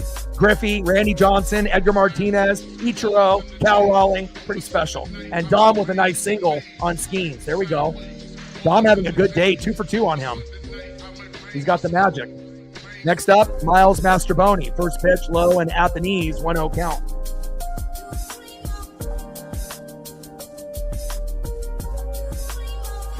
Yeah, Piazza. Yep. But Cal is, we've never seen a switch hitting catcher. We've seen, switch hitters with some amazing power like Mickey Mantle, but he wasn't a catcher. It would have been like if Yogi Berra was Mickey Mantle, then we would have like a comparison, but, obviously Mantle wasn't. So 1-0 pitch, takes the strike looking right down the middle from Skeens. 1 ball and 1 strike to Miles Mastrobuoni. Yeah, Griffey, was healthy for 10 years, and then he was injured for 10 years. Now, if Griffey was healthy for 15 and injured for 5, he probably would have hit 800 home runs clean and maybe would have been considered the best, baseball player, of all time, or one of the, with all of the other, Babe Ruth and Mickey Mantle and Hank Aaron, Willie Mays, and, Sandy Koufax and all those, big names from the past that we all talk about and how great they were, but at least he didn't cheat, and I think we can respect that. Oh my gosh. 1-2 pitch. Low and at the knees. 2 balls and 2 strikes from Skeens to Mastrobuoni. Now, we got a couple guys that will, hopefully get the nod. Hopefully we get Brian Wu in there. Obviously Cal is the starting catcher. Brian Wu would be a reserve, and then Munoz as the closer. And hell, even Matt Brash is deserving, but he probably won't make it because people don't know who he is besides, people that follow this division or the Mariners. So. But there's a few people, and even guys like Randy are not maybe all-star worthy, but they're kind of on the cusp based off stats. Like, close, but probably won't get in there, I would rather see Brash, Munoz, Wu, and Cal, make it. Those would be the most deserving. And if Logan didn't get hurt, you would think that maybe his name would be thrown in that mix as well. But since he got hurt, he's not going to be able to do it. So, Wu is one of the only guys to pitch 6 innings or longer in every start. And there was only at one point, one other pitcher up to this point that has done that in 2025. So 2-2 pitch, low and away. Count now is full. 3 balls and 2 strikes when runner at first and no outs. 3-2 pitch, and Mastrobuoni flies out to left. And another out there for Seattle. 1 away. Next up, 1-for-2 with a K, shortstop J.P. Crawford. Let's go, J.P. You're due for a homer. You haven't homered since Father's Day.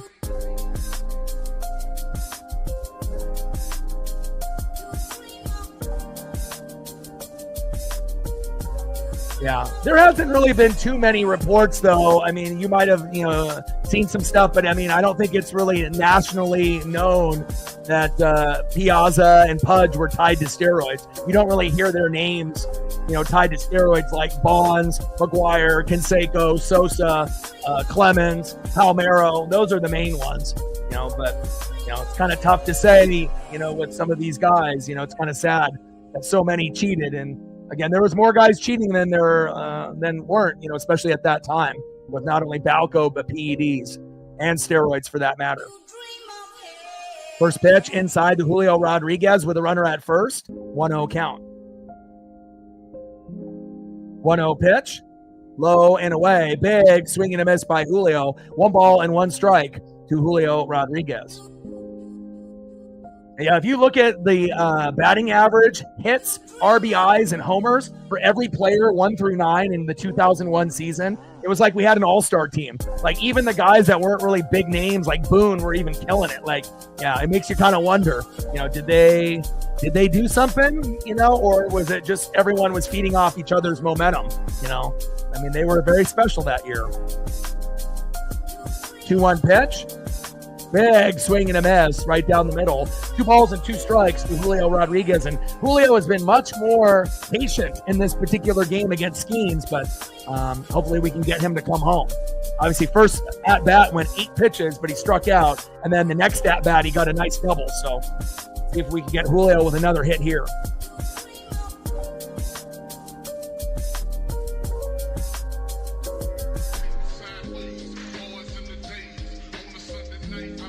Munoz and Wu, all-stars, baby. Deserved. Brass should definitely get some type of look as well, but obviously not popular enough to get the notoriety. 2-2 pitch, high and inside, 3-2 count. And down he goes, and that is out number 3. End of the 5th inning, a pitcher's duel between the Mariners and the Pirates, Skeens and Kirby. And hopefully we can get on the board here sooner than later.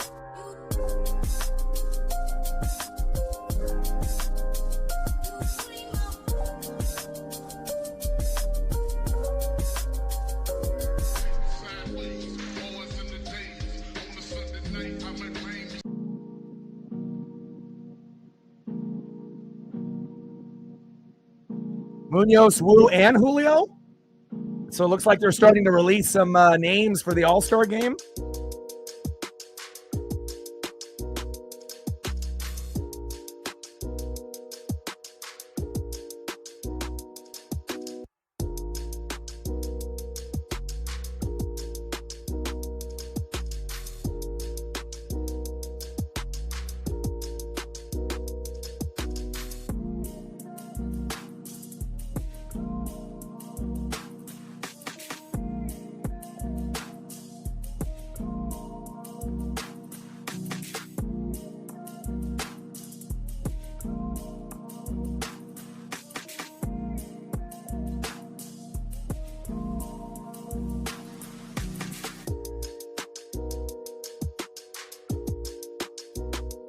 So Munoz, Wu, and Julio. All-stars, huh? Interesting. I'm not sure if Julio is deserving of an all-star bid. Wu is deserving, right? Munoz is deserving. Cal is deserving. Interesting. What if Julio ended up doing the home run derby with Cal? I mean, is that the reason why they're bringing him in, to be a part of the home run derby, even though he may not play a whole lot? And it makes you kind of wonder. End of the 5th inning, 0-0 Pirates and Mariners, and they have the All-Star Selection show that is actually going on right now. So I got a bunch of people that are watching and also talking about it on the Mariners radio broadcast. Munoz, Wu, and Julio have been invited, and then obviously we know Cal is the starting catcher. Not sure if Julio deserves it, though. I mean, based off his stats and everything, like defensively, he's a good defensive center fielder. There's no doubt about that. But, based off his stats in the box, not so much. But I guess you have to compare it to every other, center fielder in the American League and see how he stacks up against everyone else that's playing outfield, and then compare from there instead of just us, critiquing him based on what we see every day. which is usually frustrating, performances in the box most of the time. All right, top of the sixth, first pitch from Kirby. Andrew McCutchen takes a strike looking right down the middle, 0-1 count. 0-1 pitch, and flies out to Julio Rodriguez. And there it is, 2025 All-Star, third selection for Julio. He gets in. Wow, that's crazy. And McCutchen is out by J-Rod. No fly zone, one away. Next up, right fielder Brian Reynolds. First pitch, takes a strike swinging big, swinging a miss, 0-1 count. I mean, if that's the reason why he made the All-Star game, where he might not play, but they want him to be a part of the Derby, but that's not what they're, just saying at the moment, then it kind of makes sense. So then you get at least another guy to put on a show with Cal, even though they probably don't want to have, necessarily two players from the same team, but why not? That would make it more interesting, especially if Julio goes crazy in the home run derby.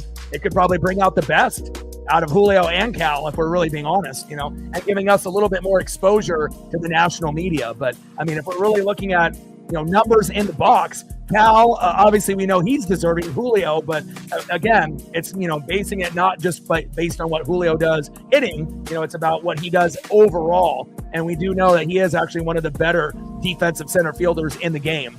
That is true. Just want more consistency offensively. 1-2 pitch, and Reynolds strikes out swinging. Man, this is a strikeout fest between George Kirby and Paul Skeens. My goodness. 2 away. All right, George, I see you. Top of the sixth, 0-0. We're going to wait for the starters to go out, and then it's going to be a sprint in these last 3 innings. Next up, 0-2, second baseman Nick Gonzalez.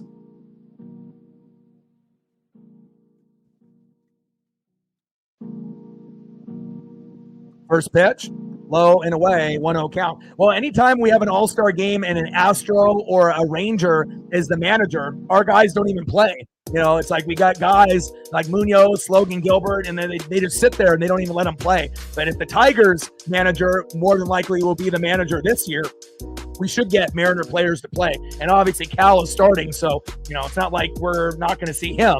So at least we're going to be able to see some of our guys. But, I don't know if they'll put Munoz in or we're going to see Wu pitch at all. But, it's nice to be able to get represented and get that love and appreciation, even though that we might not be the best team in the American League, even though we were at one point early in the year.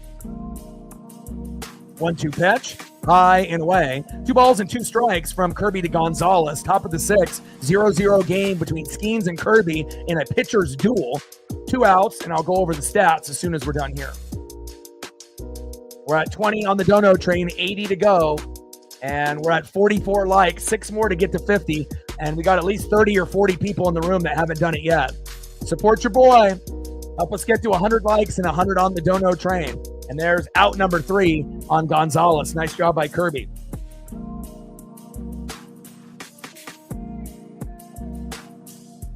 All right, let's look at the stats here real quick. All right, George Kirby, 6 innings pitched, 3-hitter, no earned runs, no walks, 9 Ks. 96 pitches, or is it 86? 86 pitches and 61 strikes. So he'll be back more than likely next inning. And with a 4.25 ERA. So 9K, 3-hitter game. Great job. Now let's take a look at Skeens. 5 innings pitched, 5 hits, no earned runs, no walks, 10 Ks. He had only 1 after the first inning. 78 pitches, 52 strikes with a 1.94 ERA. He's good. Even though he's given up 5 hits, no home runs, and that's what it's about. No RBIs either. But maybe that'll change here. Next up for the Mariners, 0-1, DHing big dumper, Cal Raleigh. Let's go, Cal. We need 1 swing, and we can make it 1-0. Let's go. Batting second, 1-2 with a K, second baseman Jorge Polanco. And batting third, 0-2 with a K, left fielder Randy Arozarena. So if you're just tuning in, Cal Raleigh, starting catcher for the All-Star game. Julio got voted in, so Julio is going to be an All-Star for the 3rd time. Maybe not really that deserving of it this year, but that's what they decided to do. Maybe because they want to put him in the home run derby. Maybe, that's the reasoning behind it. And being a backup, obviously in the outfield, Brian Wu is in, as well as Andres Munoz. So congratulations so far to the 4 Mariners. But if there was a guy that was more deserving than Julio, it's Matt Brash. Matt Brash is deserving of to be able to make it for a bullpen, piece. But, we'll see if at some point he'll get an invite, but Brash is more deserving than Julio. But if they have ideas of putting Julio and Cal in the home run derby, this selection for Julio will make a little bit more sense.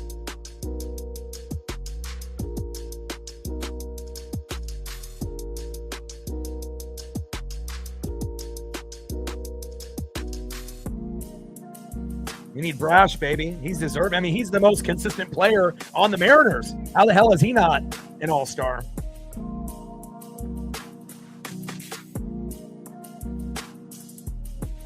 First pitch to Cal Raleigh, high and away, 0-1 count.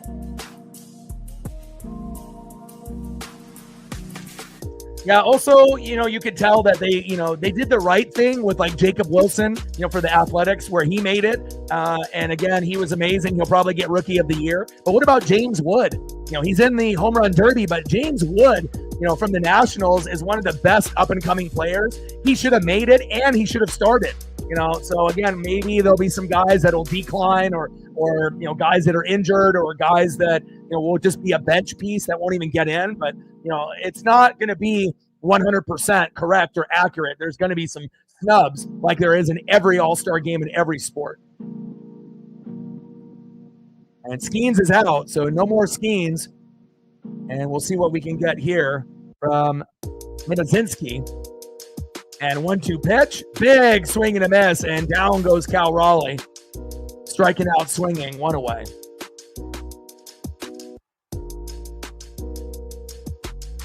But if there's any updates that you guys want to be able to go over, feel free to put them in the chat so I can look down and get updated on the fly here. All right, Cal, you weren't able to get it done here, but maybe Cal can do something in his last at-bat in the 8th or the 9th, and he'll be the hero then. Next up is Jorge Polanco. First pitch to Polo, high and away, 1-0 count.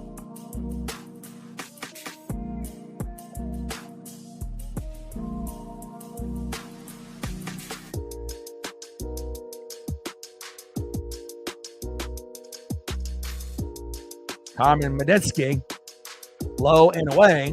2 balls and no strikes to Jorge Polanco. Come on, Polo.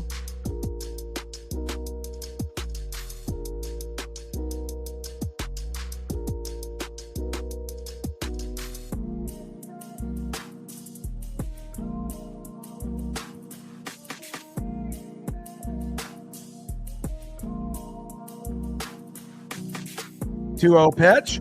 And Polo flies out to center, 2 away. Next up for the Mariners, 0 for 2 with a K, Randy Arozarena. Come on, Randy. Let's go, baby. You've been great. I mean, and again, we have guys that have gotten hot at some point of the year where we knew JT and Randy weren't going to be all-stars, but they were putting up fringe all-star type of numbers for a few weeks. Which is a good thing to see, where they may not be able to get the invite like Julio did, even though he may not be fully deserving of it, but again, it's nice to be able to see this team be able to hit and not just one guy, where we're batting like 180 to 220 as a team. We definitely have turned the corner and turned the page with Wilson, Edgar Martinez, Seitzer, and Ichiro helping this team out, which is great to see. 2-0 pitch, back, see ya! Randy Arozarena keeping the hot streak alive, had 5 homers in 5 games, and Randy does it again. 1-0 Mariners. It wasn't against Skeens, but we'll take it. Way to be. Let's go, Randy. Hell yeah. You kidding me? Man, he is hot.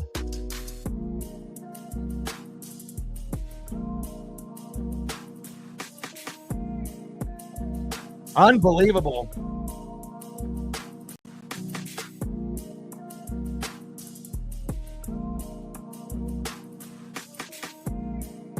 Bottom of the 6th with 2 outs.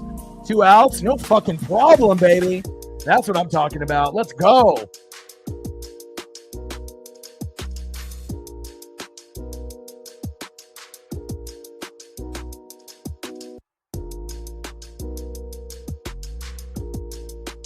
Hell yeah. Randy has been so clutch, man. 6 homers in 7 games. Fucking hey, dude. Next up is Luke Raley. First pitch, takes a strike, swinging low and away. 0-1 count. 0-1 pitch. High and away. 1 ball and 1 strike to Luke Raley. Let's go, Luke.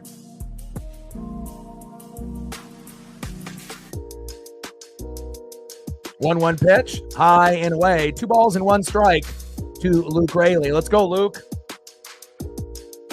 2-1 pitch, fouled off low and away with the 4-seam fastball. 2 balls, 2 strikes with nobody on it, 2 outs. Man, Randy playing like an all-star lately. Let's go. 14 for Randy. Cal with 35. That's just crazy that we have a modern-day Ken Griffey Jr., and it's not Julio. Like, how beautiful is that? And then hopefully Julio, can get to a point where, he is actually the second best player, on the Mariners behind Cal. But even if he ends up being the 3rd or the 4th, depending on who's on the roster, he can still help us win. 3-2 pitch, fouled off. Nice souvenir for that fan. Count now is full. 3 balls and 2 strikes to Luke Raley, and down goes Raley for out number 3, but not before we get the homer by Randy Arozarena. Man, crazy. 6 home runs in 7 games. He had 5 home runs in 5, but didn't get one yesterday. He is hot, hot, hot, baby. Way to bring that electricity when we needed it. 1-0 Mariners and the end of the 6th. Hell yeah.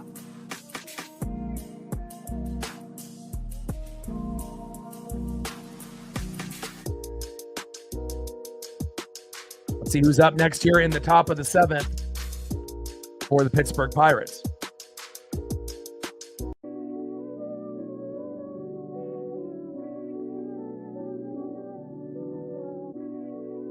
Let's go, baby. Let's go. Let's go. Yes, I am. I am a Kraken fan. I'll do Kraken streams when we're waiting for baseball to start. We'll do a little bit of Blazers and a little bit of Kraken while we wait, in that time period in February and March. And then once we get into baseball season, it's pretty much Mariners. And then after Mariners, NFL and college football. And then when we have that downtime, a little bit of NHL with the Kraken and a little bit of Blazers or whatever's going on at that time. A little bit of NASCAR, just filler streams. And we still do WWE once a month minimum. And sometimes Monday Night Raw. I mean, the Mariners are off tomorrow, so I'll take the day off or maybe do Monday Night Raw. I haven't really decided just yet. I'll have to look at the card. All right, let's see who's up next here for the Pirates. We got a nice 1-0 lead, which is great. Randy Arozarena doing crazy things. Next up for the Pirates, 0 for 2 with 2 Ks, center fielder O'Neal Cruz. Batting second, 1 for 2 with a K, left fielder Tommy Pham. And batting third, 0 for 2 with a K, third baseman Jared Triolo. Trident's up. Let's go M's. And Kirby's at 86 pitches, so it's crazy that they took Skeens out when he was only at 78 with 10 Ks. If they would have kept him in, Randy doesn't hit that home run, right? So thank you for giving up on your guy early. That was a bad decision by the manager. Should have just kept Skeens in there. He was only at 78 pitches unless he felt injured or had some discomfort, but 10 Ks out of 78 pitches? Why the hell would you take him out? And those are the type of things that will lose a game for you. And we might end up sweeping the Pittsburgh Pirates. And let alone, not only that, we might shut them out 3 games in a row. Nice job, Randy. You the man.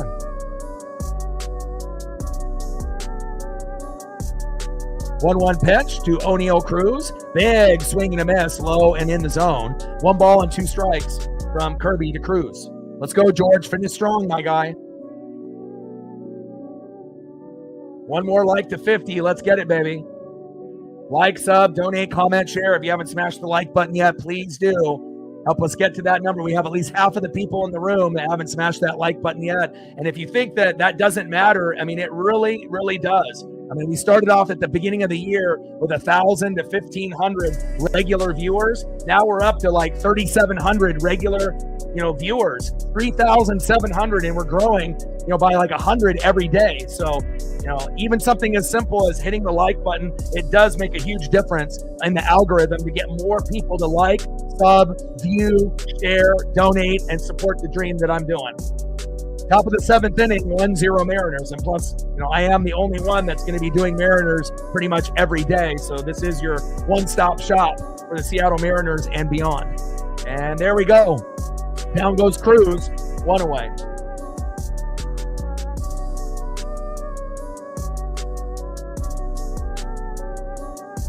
Next up is left fielder, 1 for 2 with a K, Tommy Pham. First pitch, takes a strike looking high and in the zone, 0-1 count. Let's go, George. Keep wheeling and dealing, baby. And shout out to all the new subs that we've acquired as well. Flying Monk with a tenor. He keeps his word.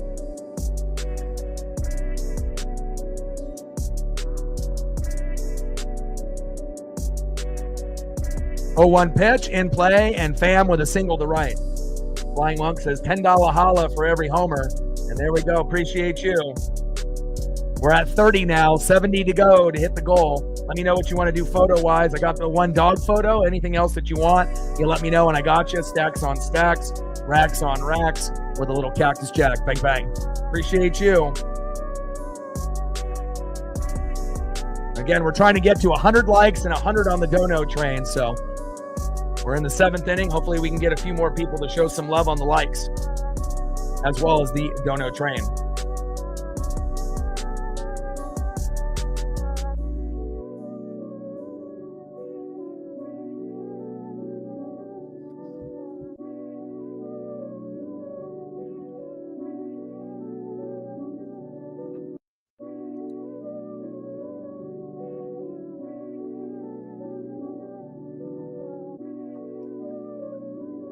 Next up is third baseman Jared Triolo.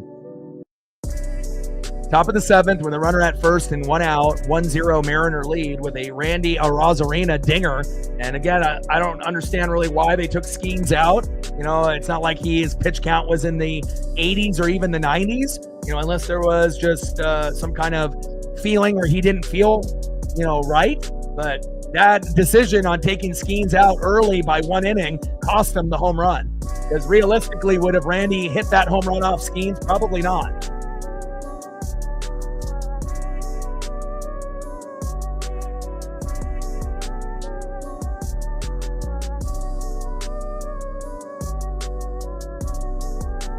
And we're going to have a pitching change, and they're going to bring in Vargas. Holy hell. That's the last guy that I want to see right now. Reflect in the building. What's good? Like, why the hell are we bringing in Vargas? So what, they can tie the game or take the lead and then we lose? Do we really want Vargas to come in and give up 3 runs? Golly. So they did reflect. They just announced some of the all-star pieces. So Cal's the starting catcher. We already knew that after 4, 5, 6 days by now. But Julio got voted in somehow, some way. So that's his 3rd all-star, appearance. Right? Munoz is in, and Brian Wu is in. But what about Matt Brash? Brash is more deserving than Julio. But again, if they are planning on using Julio in the home run derby, then the selection kind of makes sense. And I know he's a great defensive player, but overall, obviously in the box, not the greatest. But if we're just looking at him compared to every other American League center fielder, then I guess maybe it checks out. But we'll see where it goes. And Triolo takes a bunt, but it goes foul. Well, I hope the Mariners are watching. Luke Raley bunted it his first at-bat yesterday towards third and ended up being safe. You bunt, you get on base, baby.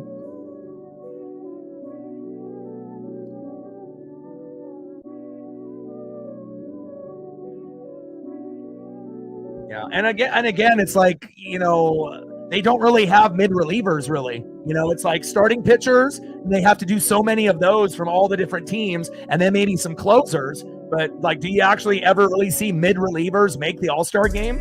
You don't really see, that particular position being rewarded, right? It's usually starters, and they do so many throughout the game from all the different teams that are represented, and then maybe a closer or two, but like, when's the last time you've seen a mid reliever in the All-Star game? You know, but that doesn't mean that they're not deserving of making it, right? 1-2 pitch to Triolo from Vargas, low and away. 2 balls and 2 strikes from Vargas to Triolo, and hopefully Vargas doesn't blow this game for us here.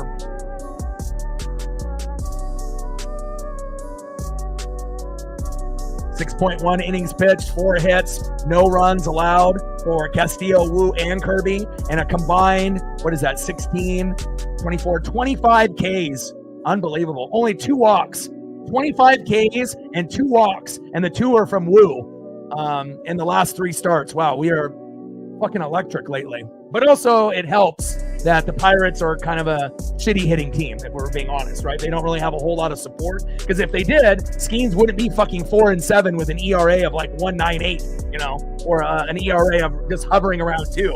He would be at least 7-4. The record would be flipped, or even better. So obviously we have to take advantage of playing against teams that we definitely know we're better than. But, you know, again, with one bad decision, like bringing Vargas in, they could end up taking the lead or tying the game, but hopefully not. And Triolo lines out to second, 2 away. Eric in the building, what's good? Down goes Triolo. Next up, catcher in the 8 hole, Henry Davis. 1 for 2. Top of the 7th, runner at first with 2 outs.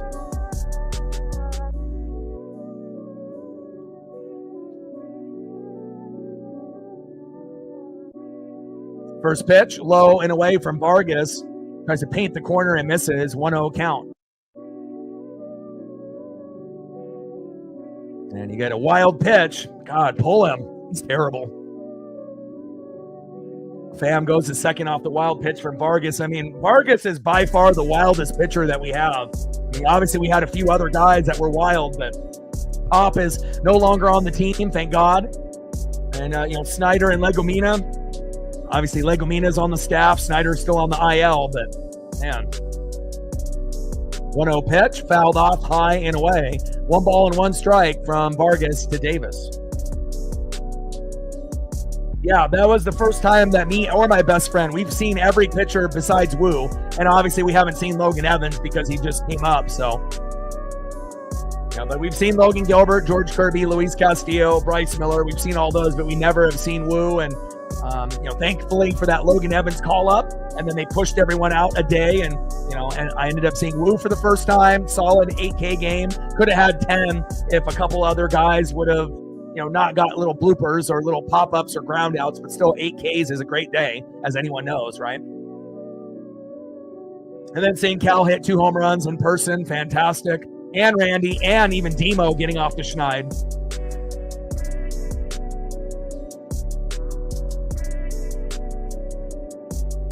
Yeah, I mean, you know, we know that Vargas, you know, he's got some nasty, you know, pitches, but again, he's just so wild.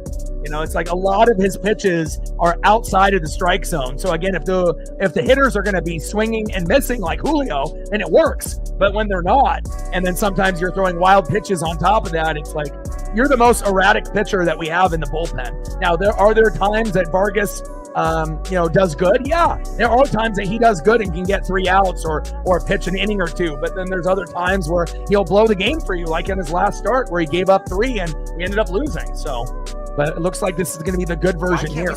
And Davis lines out to right, and Vargas comes through in the clutch. Thank God. All right, let's go to the bottom of the 7th inning and see if we can get a little bit more.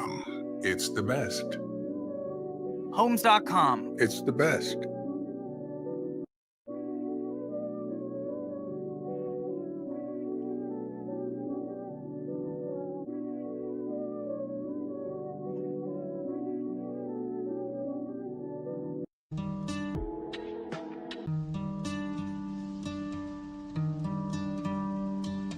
Next up, 0 for 2 with 2 Ks, catcher Mitch Garver.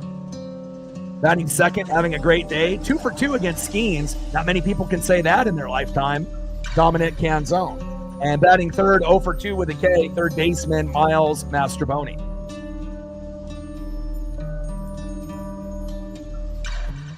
Look at the final lines from a few innings back. George Kirby, 6.1 innings pitched, 4 hits, 4-hitter, no earned runs, no walks, 9 Ks, 93 pitches, 66 strikes, 4.22 ERA. It'll be in the threes sooner than later. And then obviously with Skeens, let's see, 5 innings pitched, 5 hits, no earned runs, 10 Ks, no walks, 78 pitches, 52 strikes with a 1.94 ERA. Just very confused on why they pulled him early, because if they didn't, he probably would have finished with 12 Ks, and maybe we're still sitting at 0. So I'm happy they did what they did, but that might have cost them the game. Nice. Nice to be able to see those accolades come through.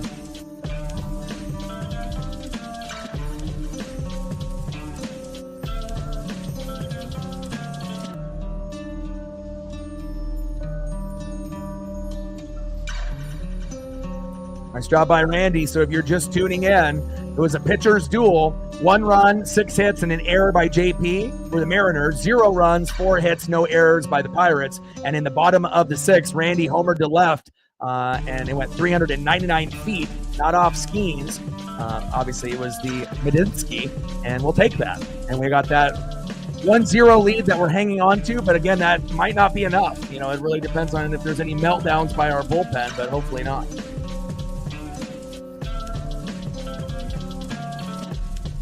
7th inning stretch. And Flying Monk, if there's anything else that you want to be able to see besides this one dog photo, let me know. And I got you.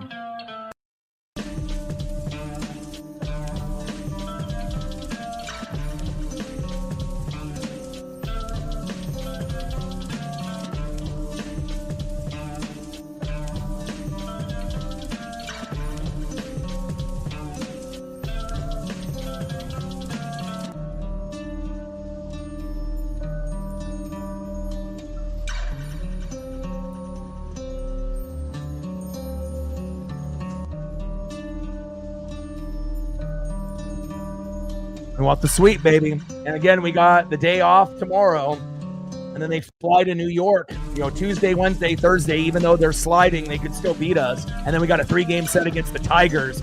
So it's not going to be easy before we go into the All-Star break. Tuesday, Wednesday, Thursday against Aaron Judge and the Yankees. Hopefully we win 2 out of 3. And then we got 3 games, Friday, Saturday, Sunday against the Tigers. Hopefully we can win 2 out of 3 there. And then we got the All-Star break. So we'll see where it goes. But I feel confident that we can do pretty well. So,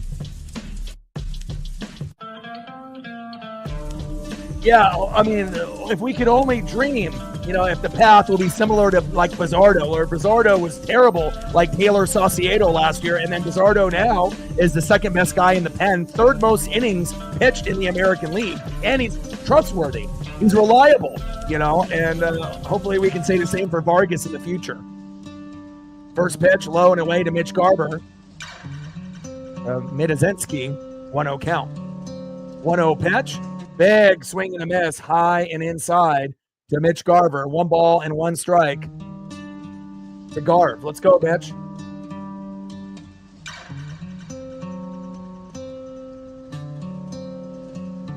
Oh my gosh. 1-1 pitch. And flies out to left, 1 away.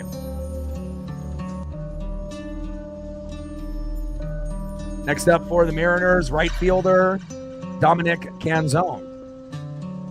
2 for 2 against Skeens.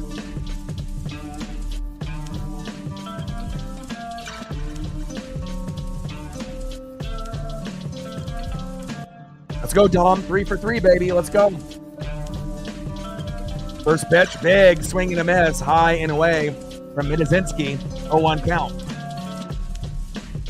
0-1 pitch, fouled that one off right down the middle, behind the count, no balls and 2 strikes to Dominic Canzone. Come on, baby. We need you, Dom. Let's go 3 for 3, baby.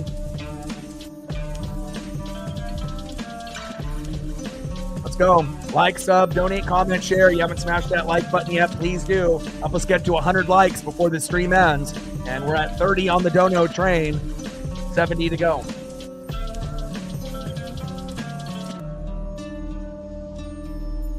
I mean, everything adds up. Obviously the people that donate, you're making dreams come true. That's the ultimate honor any streamer can get, is when people donate for that person's dream. But even doing things like sharing the stream, liking the stream, subbing to the channel, commenting, all that adds up and matters. So anything that anybody can do, even just if hitting the like button takes 1 second, it really does add up. And again, we started off the beginning of the year of the season for the Mariners with 1,000 to 1,500 regular viewers, and now we're almost at 4,000.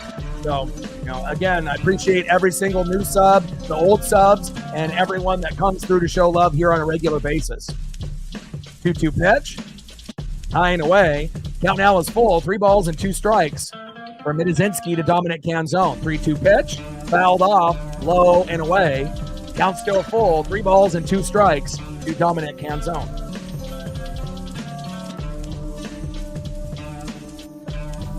Daniel in the building. What's good?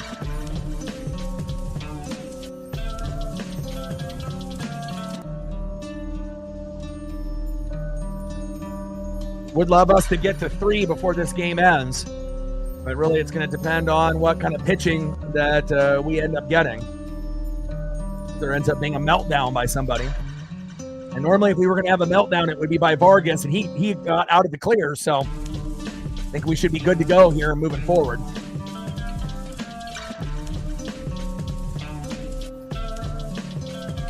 Let's go, baby. Bottom of the 7th. 3-2 pitch. And Canzone with another single. Career day for Dominic Canzone. 3 for 3, baby. Nice job. Next up, 0 for 2 with a K. Third baseman Miles Mastrobuoni. Probably our best non-everyday player in a few years. First pitch, low and away, 1-0 count.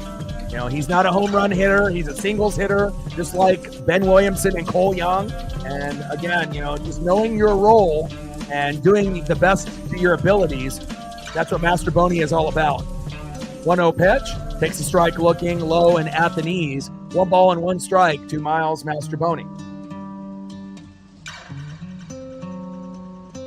Yes, agreed. Ronald in the building, what's good?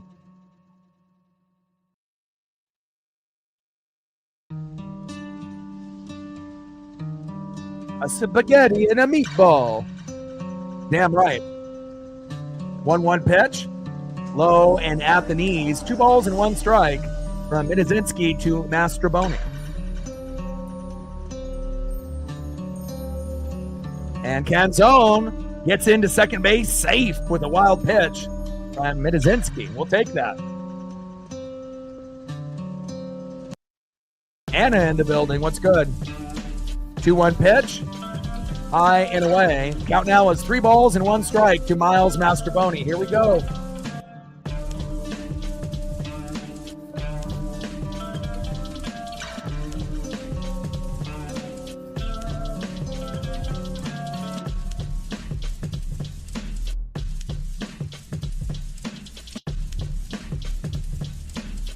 Come on, Miles. Grind this at-bat out. Take the walk if it's there.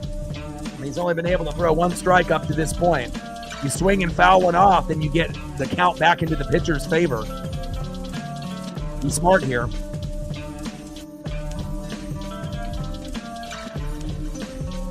Mountain Man in the building. What's good? We're at 60. We got at least 35 people in the room that haven't smashed the like button yet. We're trying to get to 100. So if that's one of the individuals is you, do your boy a solid and help us with that. And Mastrobuoni grounds out to the shortstop, but Canzone with speed makes it into third. 2 away. Next up is the Crawdaddy, J.P. Crawford. First pitch from Mitazinski to J.P. Crawford. Takes a strike looking low and away. 0-1 count. Let's go, J.P. Bottom of the 7th inning with a runner at third. We need 1 or 2 more runs for insurance just to make us feel good.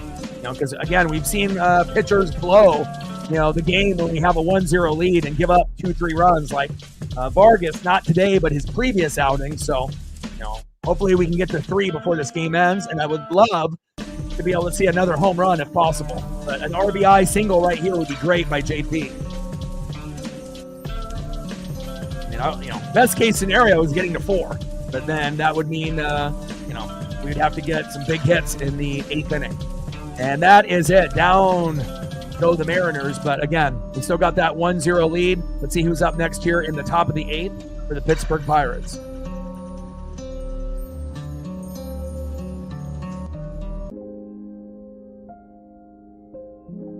Next up for the Pirates in the 9-hole, shortstop, Isaiah Kiner-Falefa, 0 for 2. Batting second, 0 for 3 with a K, first baseman Spencer Horwitz.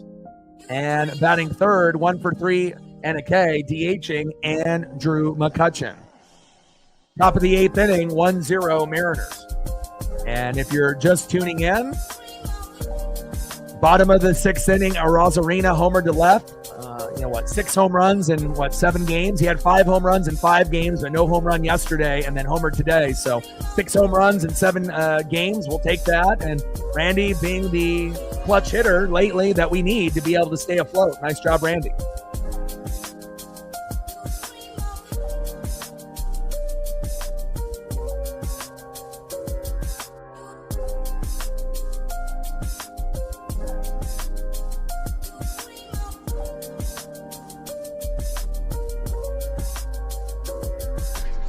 And Vargas pitched 11 pitches with 7 strikes. Are they going to keep him out there? I don't see anybody coming in, so we have to hope that he doesn't fuck this game up right here. Because again, if they end up tying or taking the lead, we may lose. Momentum is everything in sports, so I don't know. I'd feel a hell of a lot more comfortable by bringing in Bizzardo or Brash at this moment, but I know they both have pitched quite a bit lately, but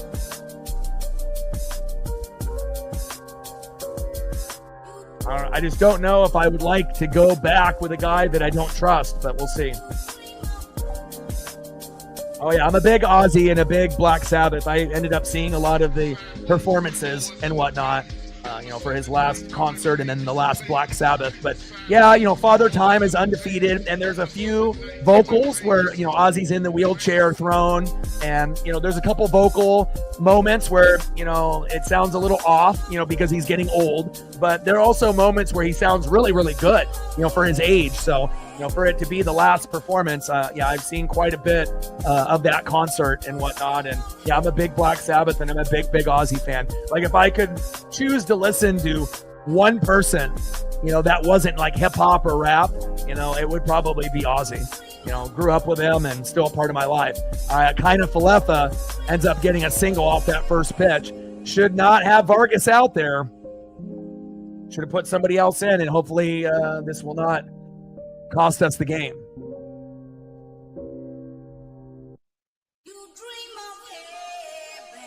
And we'll see if this will end up coming back to bite us or not.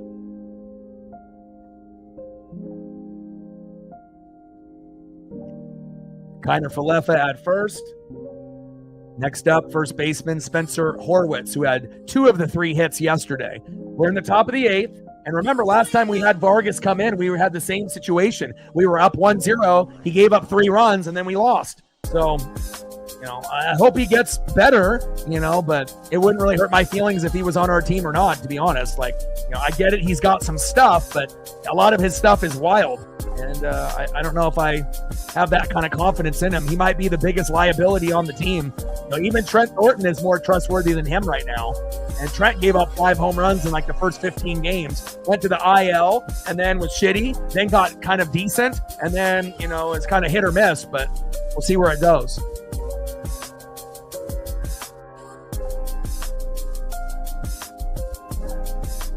Top of the 8th, runner at first. And hopefully we can get a punch out and a double play, or a double play and a punch out. But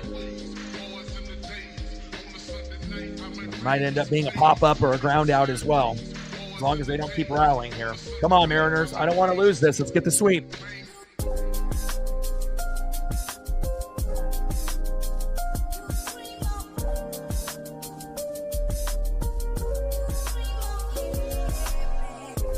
We gain more subs. Only 48 more to go to hit the goal.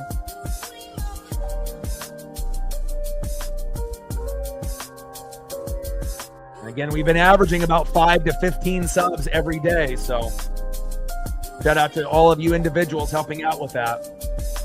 All right, Key Brian Hayes is coming in to pinch hit. Obviously, they're missing him and his bat and his defense.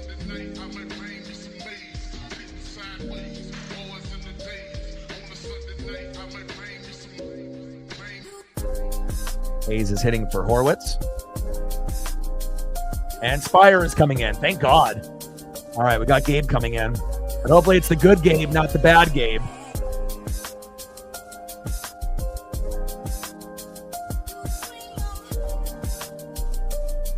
First pitch from Gabe Spire to Key Brian Hayes. Takes a strike looking on the line. 0-1 count. Good start for Gabe. You know when he gets ahead of the count, it'll be good like Munoz when he ended up almost having the immaculate inning. 3 pitches, and then he had an out. 3 pitches, and then another out. And then he had a 7th strike, and then the 8th pitch was a ball. But what a magnificent run, by Brash, Munoz, and Castillo. Best start of the season for him yesterday. 0-1 pitch. Right down in the zone. Should have been strike 2. What the hell is this ump looking at? The ump has missed 6 calls for the Mariners and none for the Pirates. We've had a couple. It should already be strike 3 right now. 1-1 pitch, fouled off right down the middle. 1 ball and 2 strikes from Spire to Hayes. 1-2 pitch, high and away. 2 balls and 2 strikes from Spire to Hayes. Come on, Spire. Keep Brian Hayes in the box. Gabe Spire on the mound, and I'm glad they took Vargas out of there. The last thing that we need is to be up 1-0 and, be in control of the game and have Vargas blow it for us. I mean, he already did his job pitching in the 7th. We don't need him to pitch back-to-back innings. 2-2 pitch. Big swing and a miss. And there's the good Gabe that I love. The 3rd best guy in the pen behind Brash and Bizzardo, Gabe Spire. Nice job. 1 away. E. Brian Hayes. See ya. Next up, DHing in the 2-hole, Andrew McCutchen. 1 for 3 and a K. See if we can get a slow dribbler double play to end the inning. First pitch, high and away. 4-seam fastball, 95 miles an hour, 1-0 count.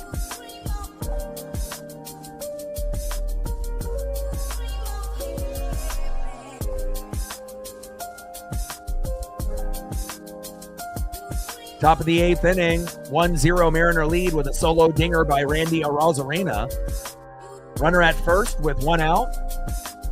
1-0 pitch, takes a strike looking right down the middle. 1 ball and 1 strike from Spire to McCutchen. Let's go, Gabe.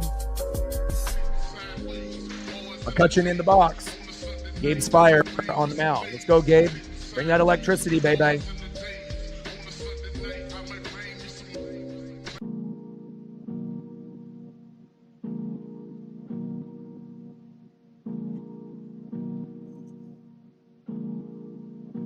Let's go. 1-1 pitch, high and away with that sinker. 2 balls and 1 strike with a runner at first and 1 out. We're in the top of the 8th with a 1-0 lead. Randy Arozarena with a solo dinger. Pulled Paul Skeens 1 inning too early, and we took advantage, with the bullpen. Because if Skeens was in, it'd still be 0-0 right now. I'm confident of that. 2-1 pitch, big swing and a miss. 2 balls and 2 strikes with a runner at first and 1 out to Andrew McCutchen. Let's go, baby.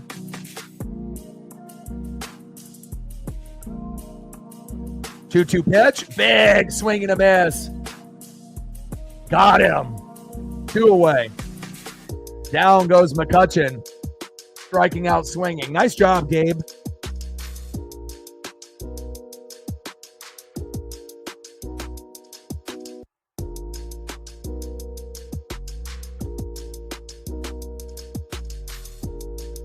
Next up, 0 for 3 with 2 Ks, right fielder Brian Reynolds.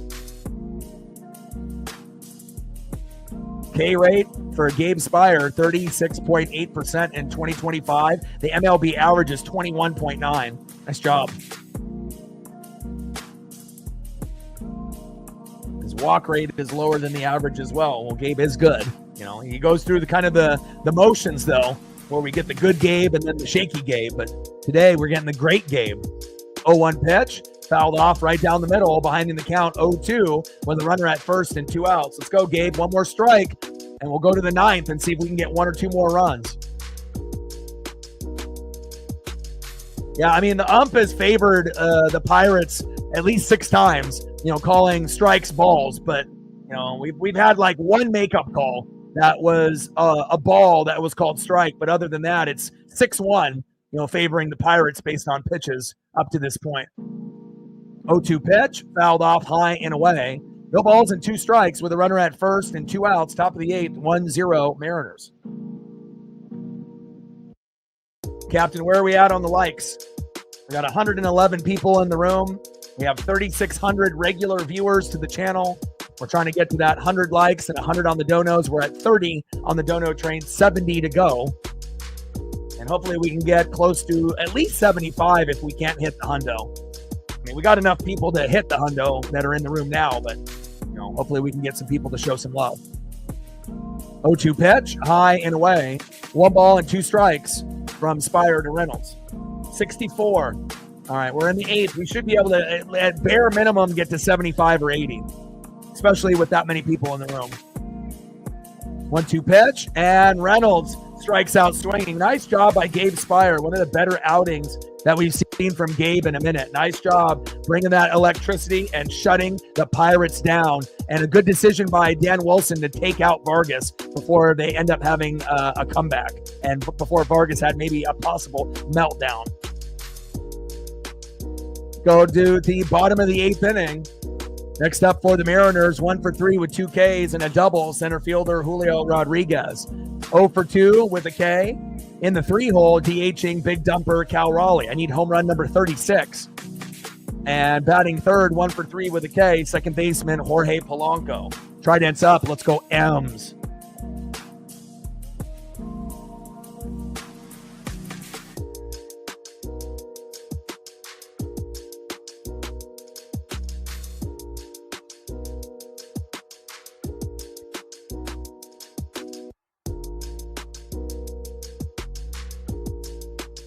Beautiful breaking ball by Spire.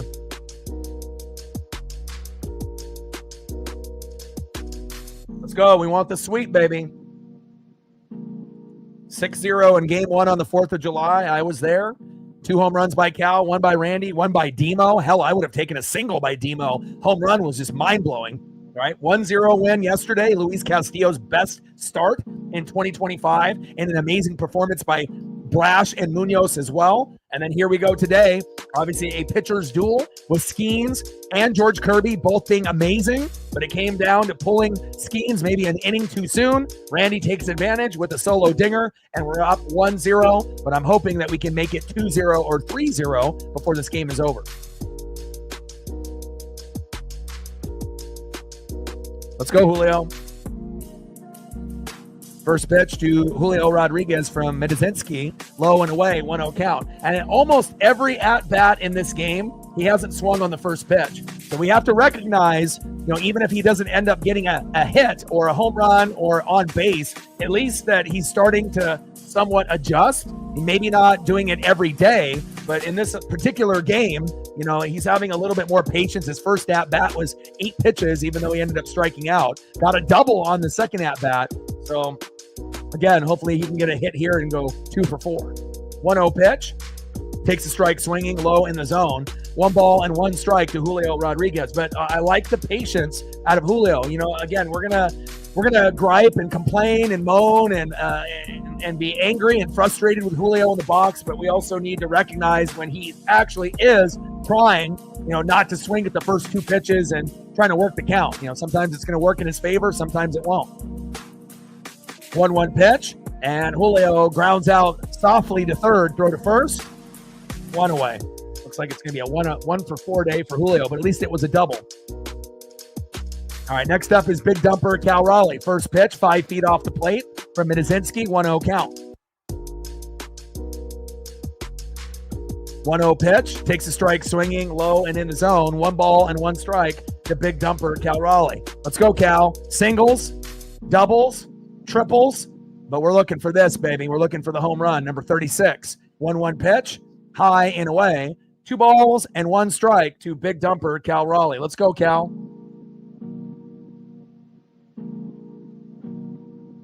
Absolutely doing the MLB All-Star Game.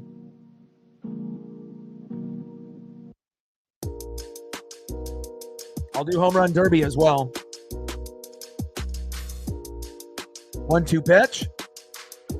2-1 pitch, fouled off. low and away. 2 balls and 2 strikes with nobody on and 1 out. Mitazinski on the mound. Big dumper Cal Raleigh in the box. He's at 35 homers over Judge and Ohtani. And again, just crazy stat line. 269, 35 homers, 74 ribbies. And again, pacing for 64 to 66 home runs. And the main thing is getting past 48. So that way you can, get the #1 record over Salvador Perez. But, beating Aaron Judge for that 62 home runs that he had in 2022 is starting to somewhat become possible. 2-2 pitch. Incoming in a moment. Time is called.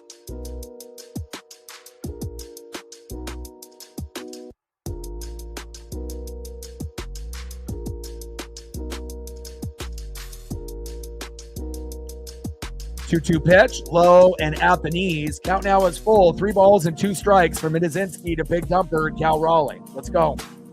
Come on, Cal.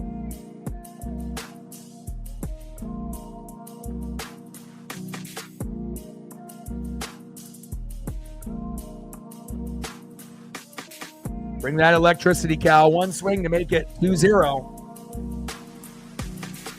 He's tied with King Griffey Jr. for the most home runs before the All-Star break, 35.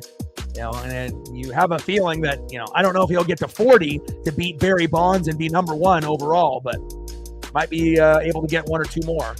And Raleigh flies out to right, 2 away.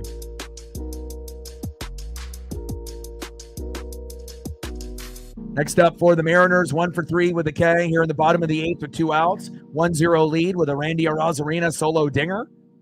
Jorge Polanco. Let's go, Polo.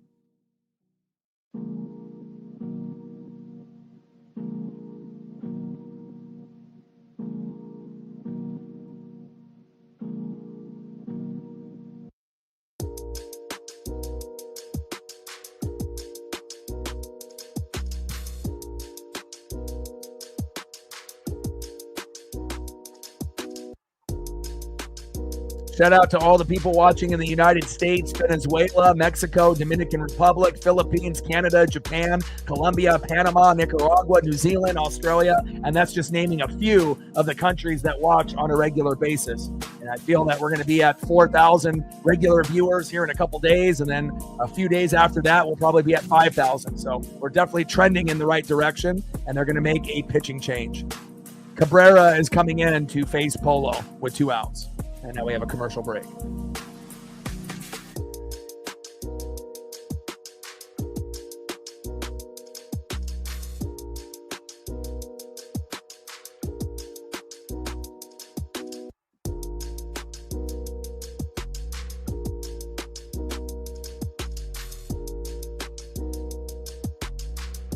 Shout out to Odin's Son and Flying Monk with the 2 donos so far. We're at 30, 70 to go. Let's go, baby.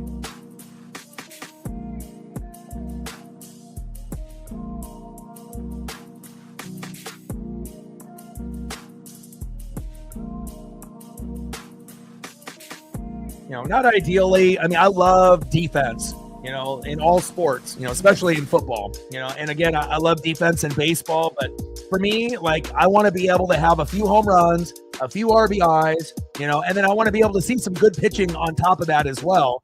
I like to be able to have kind of like that complete game, but, every once in a while, you'll have to kind of take a grind it out type of game. And we did that yesterday, winning 1-0, and it might end up being 1-0 again. I mean, I don't know the last time that we won 1-0 back-to-back games, but I imagine if that does happen, they'll bring that stat up here momentarily. But I'm hoping that we can get at least 1 more run to make it 2-0.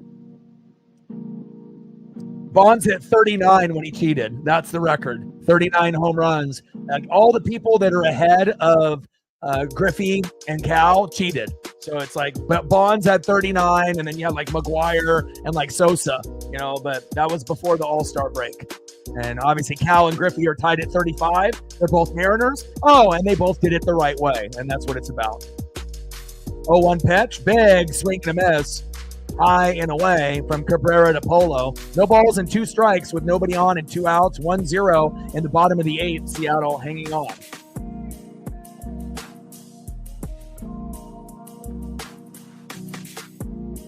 Come on, Polo.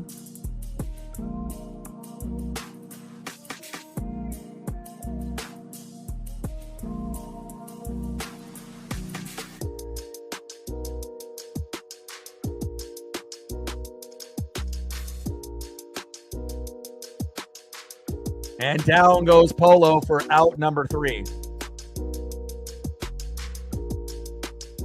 But just to go over, kind of Cal's accomplishments on some of the historic things that he's, approaching, right? Most home runs in a season in the American League was Aaron Judge in 2022 with 62, Roger Maris 61 for guys that didn't cheat, right? So if he can get to 63, that would be amazing. Most home runs in a season by a Mariner player, Ken Griffey Jr., 56. There's a good chance that he's going to break that record. Most home runs in a season by a switch hitter, Mickey Mantle, 54. He's going to break that record as well. Most home runs in a season by a primary catcher, Salvador Perez, 48. He's going to break that. And most home runs, multi-game home runs in a season, right? Mickey Mantle is number 1 with 8 by hitting, 2 on the left or 2 on the right, or 1 from the left, 1 from the right. Brian Wu, when Cal is pitching with him, he's got 3 multi-homer games with Brian Wu. He's got 7 right now. So he needs 1 more to tie Mickey Mantle, which he'll get. You know that Cal's going to hit 2 from the right, 2 from the left, or 1 from each side.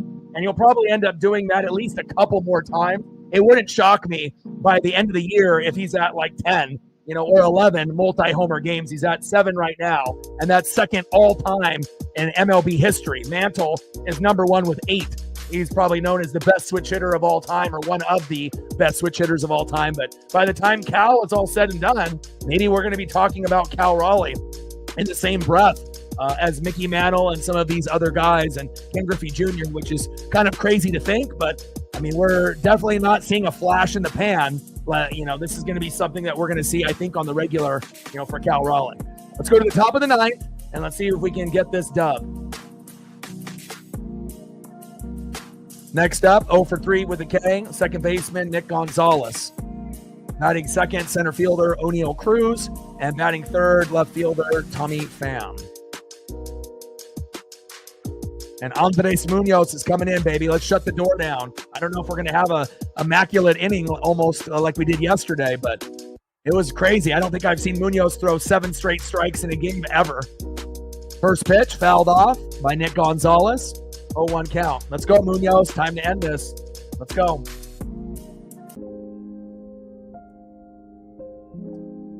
Munoz on the mound.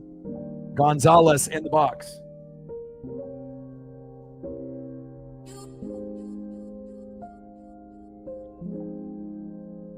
Oh, 0-1 pitch, fouled off again, behind in the count 0-2 from Munoz to Gonzalez.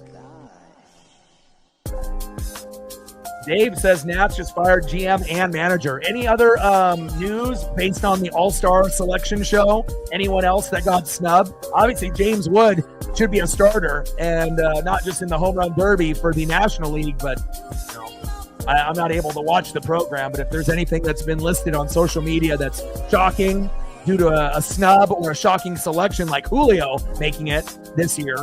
We got Brian Wu, Andres Munoz on the mound, Julio, and Cal. So we got 4 representatives. Too bad Matt Brash didn't get an invite, but it's not like we really see mid-relievers in the All-Star game. 2-2 pitch, and Gonzalez strikes out swinging. There we go, Munoz. My boy. Andres Munoz is straight money, baby. That's my boy. 1 away. Next up for the Pirates, center fielder O'Neal Cruz. This is going to be a 1-0 final, more than likely. I mean, unless we have an epic meltdown by Munoz, but I don't think we will. 34 teams, 1.09 ERA, 33 innings, 44 Ks to 13 walks, 20 out of 25 in save opportunities. He's the man. He's an all-star. First pitch, low and away to O'Neal Cruz. 1-0 count. Like, sub, donate, comment, share. If you haven't smashed that like button yet, please do. We got at least 50 people in the room that haven't smashed the like button, and we're just trying to get to 100. And we need about 20 to 30 likes to get to that number. 2-0 pitch. Takes a strike looking high and away. 2 balls and 1 strike to O'Neal Cruz.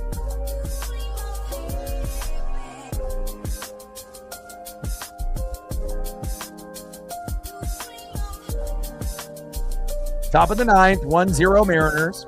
Munoz getting the call and the bid to be in the All-Star game this year with Julio Rodriguez, Brian Wu, well-deserved, and obviously Cal is the All-Star starter for the American League at catcher, which is a no-brainer. Pitch fouled off. 2 balls and 2 strikes from Munoz to Cruz. 2-2 pitch.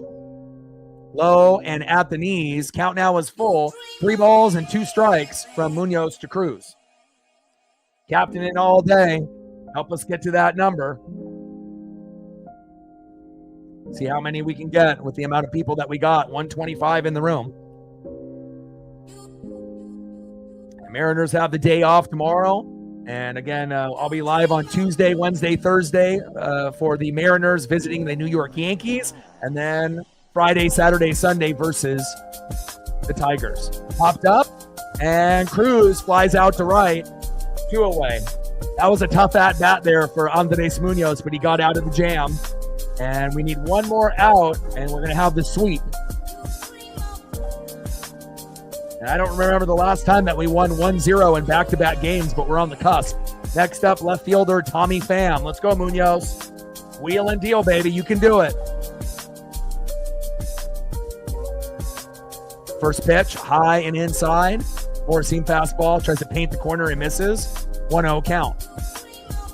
1-0 pitch, big swing and a miss, high and inside. 1 ball and 1 strike to Tommy Pham.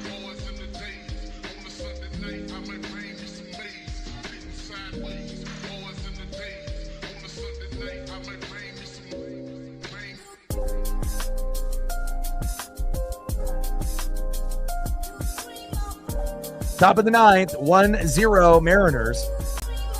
Munoz on the mound, 1-1 pitch, in play, and grounds out to the shortstop. JP, throw to first, and that is it, and that is the game. Final score, Seattle Mariners 1, Pittsburgh Pirates 0, and we get the sweep. We're Harry Potter with the brooms, baby, and that will give us some nice momentum moving forward. Nice job. Let's go.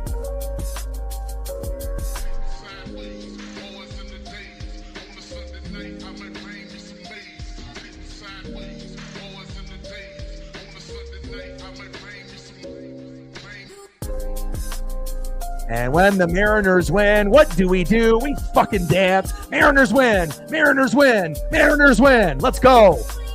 Nice sweep there. And obviously we swept the Guardians.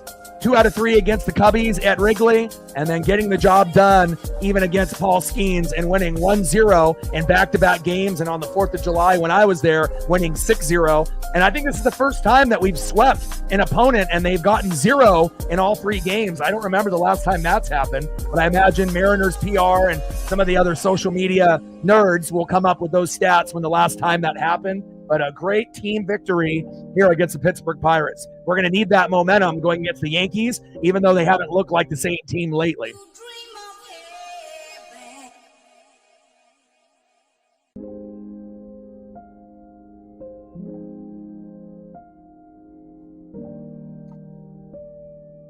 Let's go, baby.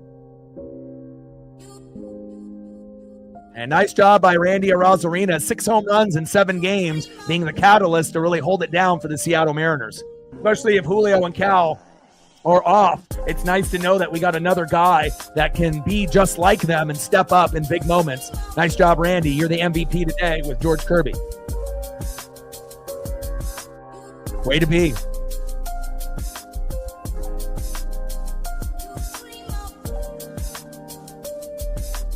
Monkey Kung Fu with a $40 holla. Appreciate you. Thank you so much. Let me know what you want to do for photos, and I got you. That takes us to 70, 30 more to go to hit the goal. Thank you so much. And if we can get anybody to come through to show some love and get that to 100 likes before the stream completely ends, that would be fantastic. Thank you so much for your love and your support to the channel. Stacks on stacks, racks on racks, with a little Cactus Jack, bang, bang. And again, if there's anything I can do photo-wise for Monkey Kung Fu, Odin's Son, or for Flying Monk, let me know, and I'll take care of you. Yeah, we haven't seen pitching like this from the Mariners with back-to-back starts from Wu, Castillo, and Kirby in a long time. Pittsburgh lost 6 games. They were the first team in MLB history to win 3 straight shutouts and lose 3 straight shutouts. Seattle, first time in team history, 3 shutout straight wins. So we've never done this before. So this is the very first time that the Mariners have actually shut out a team and swept them ever in the team history. I was about to say, I don't remember ever doing anything like this. So they just confirmed it on the broadcast. That was the very first time that we've ever done this in the team history. Awesome. And I appreciate you with the love and support for the dono there while I was at the game as well. Monkey Kung Fu, Flying Monk, Odin, anything I can get you guys, let me know. Man, great victory. And again, day off tomorrow. I might end up doing Monday Night Raw if the card is good enough, or if there's another game that's possibly worth doing. Or maybe I'll just take the day off and spend it with Paisley Pup. I know it's going to be hot tomorrow, like 90 something, so I'll try to figure it out. And if I don't stream Monday Night Raw tomorrow on Netflix, then we'll be back on Tuesday, obviously Wednesday and Thursday for the Yankees, and Friday, Saturday, Sunday for the Tigers, both on the road. We have to win 2 out of 3 versus the Yankees, 2 out of 3 versus the Tigers is what we're going to be shooting for. And then we go into the All-Star break. So, and then the Astros, as I'm looking right now, up 5-1 against the Dodgers. We can't catch a break. No matter how good we do, the Astros keep fucking winning no matter what. And, we just have to worry about ourselves, put our head down, and just do our best job. So, Norm Charlton, great choice. I got you.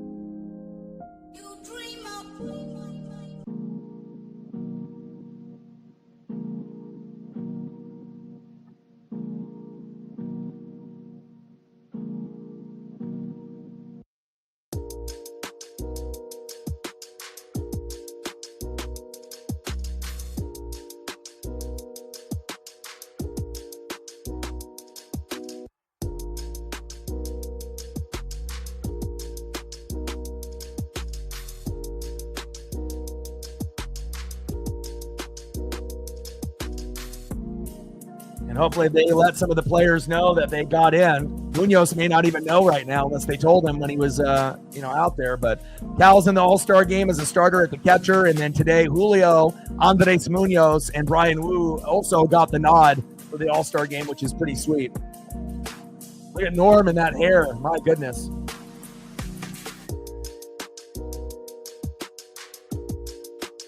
The Sheriff, Norm Charlton.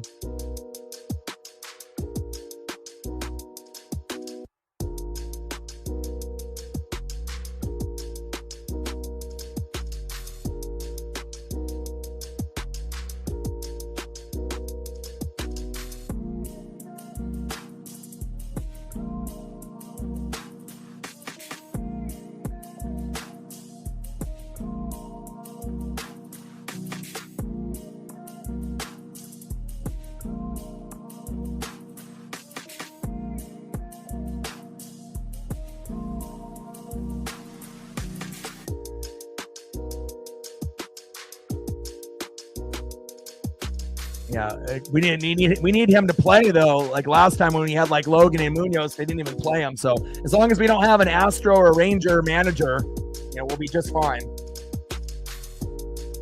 But I would assume that the Tigers manager will be the starting manager for the All-Star game. I mean, that's the one that's the most deserving, what makes the most sense. So let's see if we can find a Norm Charlton auto.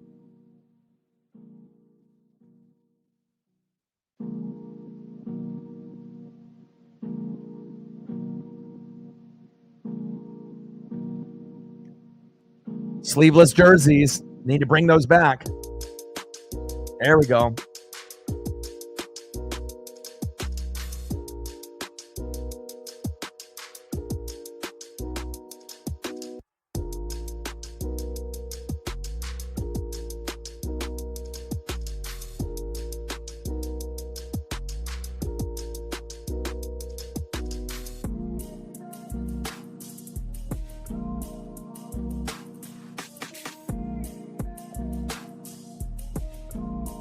I think that's all of them that will allow me to pull up. Anybody else that you want to be able to see besides Norm Charlton? Let me know. Yeah, autograph was actually pretty nice, right? Like cool photo, and with the number and the auto, it's pretty nice. Like you can tell he actually spent the time to try to spell out his whole name.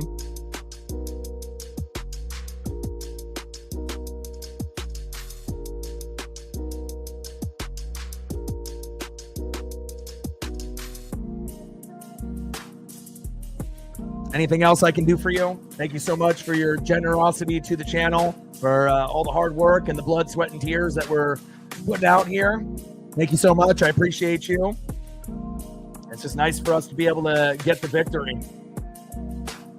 Yeah, crazy, right, Trevor? 29 scoreless. Like, I don't think I've seen 3 pitchers, Wu, Castillo, and Kirby, do that in a long, long time. And again, we haven't done that, a shutout in 3 straight games ever in Mariners history. And again, Castillo's start yesterday was the best of the year for him. So even though Kirby didn't have 14 Ks, it was a great outing for him as well, going against Skeens. And we found a way to get it done. 6-0 with 4 home runs in game 1, 2 by Cal, 1 by Randy, 1 by Demo. No home runs yesterday, but a Ben Williamson RBI single. Polo came home, and then a Randy solo dinger today was the difference, but we'll take that. Well, I love you guys, and I appreciate you guys very, very much. Shout out to all the people that liked, subbed, donated, commented, shared. Let's take a quick peek to see where we're at on the likes before I go here with the 50 people that are left in the room. Where did we end up finishing on the likes? How close did we get to a hundo? Let's see where we're at. We're at 75. So at least we hit 75. We needed 25 more. Now we're at 76, but people can always smash it on their way out or after the stream ends as well. So hopefully we'll be in the 80s, at some point here. So thank you for all your hard work, Captain, all day, and all of the individuals that helped to try to get those numbers up. I hope you guys enjoyed the broadcast. I sure as hell did. Anytime you go against Skeens, it's no fear. You just got to pray for the best. And luckily, Vargas didn't blow the game for us like he did the previous outing. So nice to see our team finally get into a little bit of a groove. You guys have a great rest of your weekend. I know I will. And again, you guys enjoy yourselves. And final score, Seattle Mariners 1, Pittsburgh Pirates 0. And when the Mariners win, what do? We fucking dance. Mariners win, Mariners win, Mariners win. And next stream will be more than likely on Tuesday evening. Mariners versus the Yankees in New York against Aaron Judge. And I can't wait for that. Like, sub, donate, comment, share if you can. And I got one question for you. Well, talk sports like us. Your boy Ryan, Northwest Sports Fanatics. Final score, Mariners 1, Pirates 0. And we have the sweep. And I'm out. Tridents up. Gang.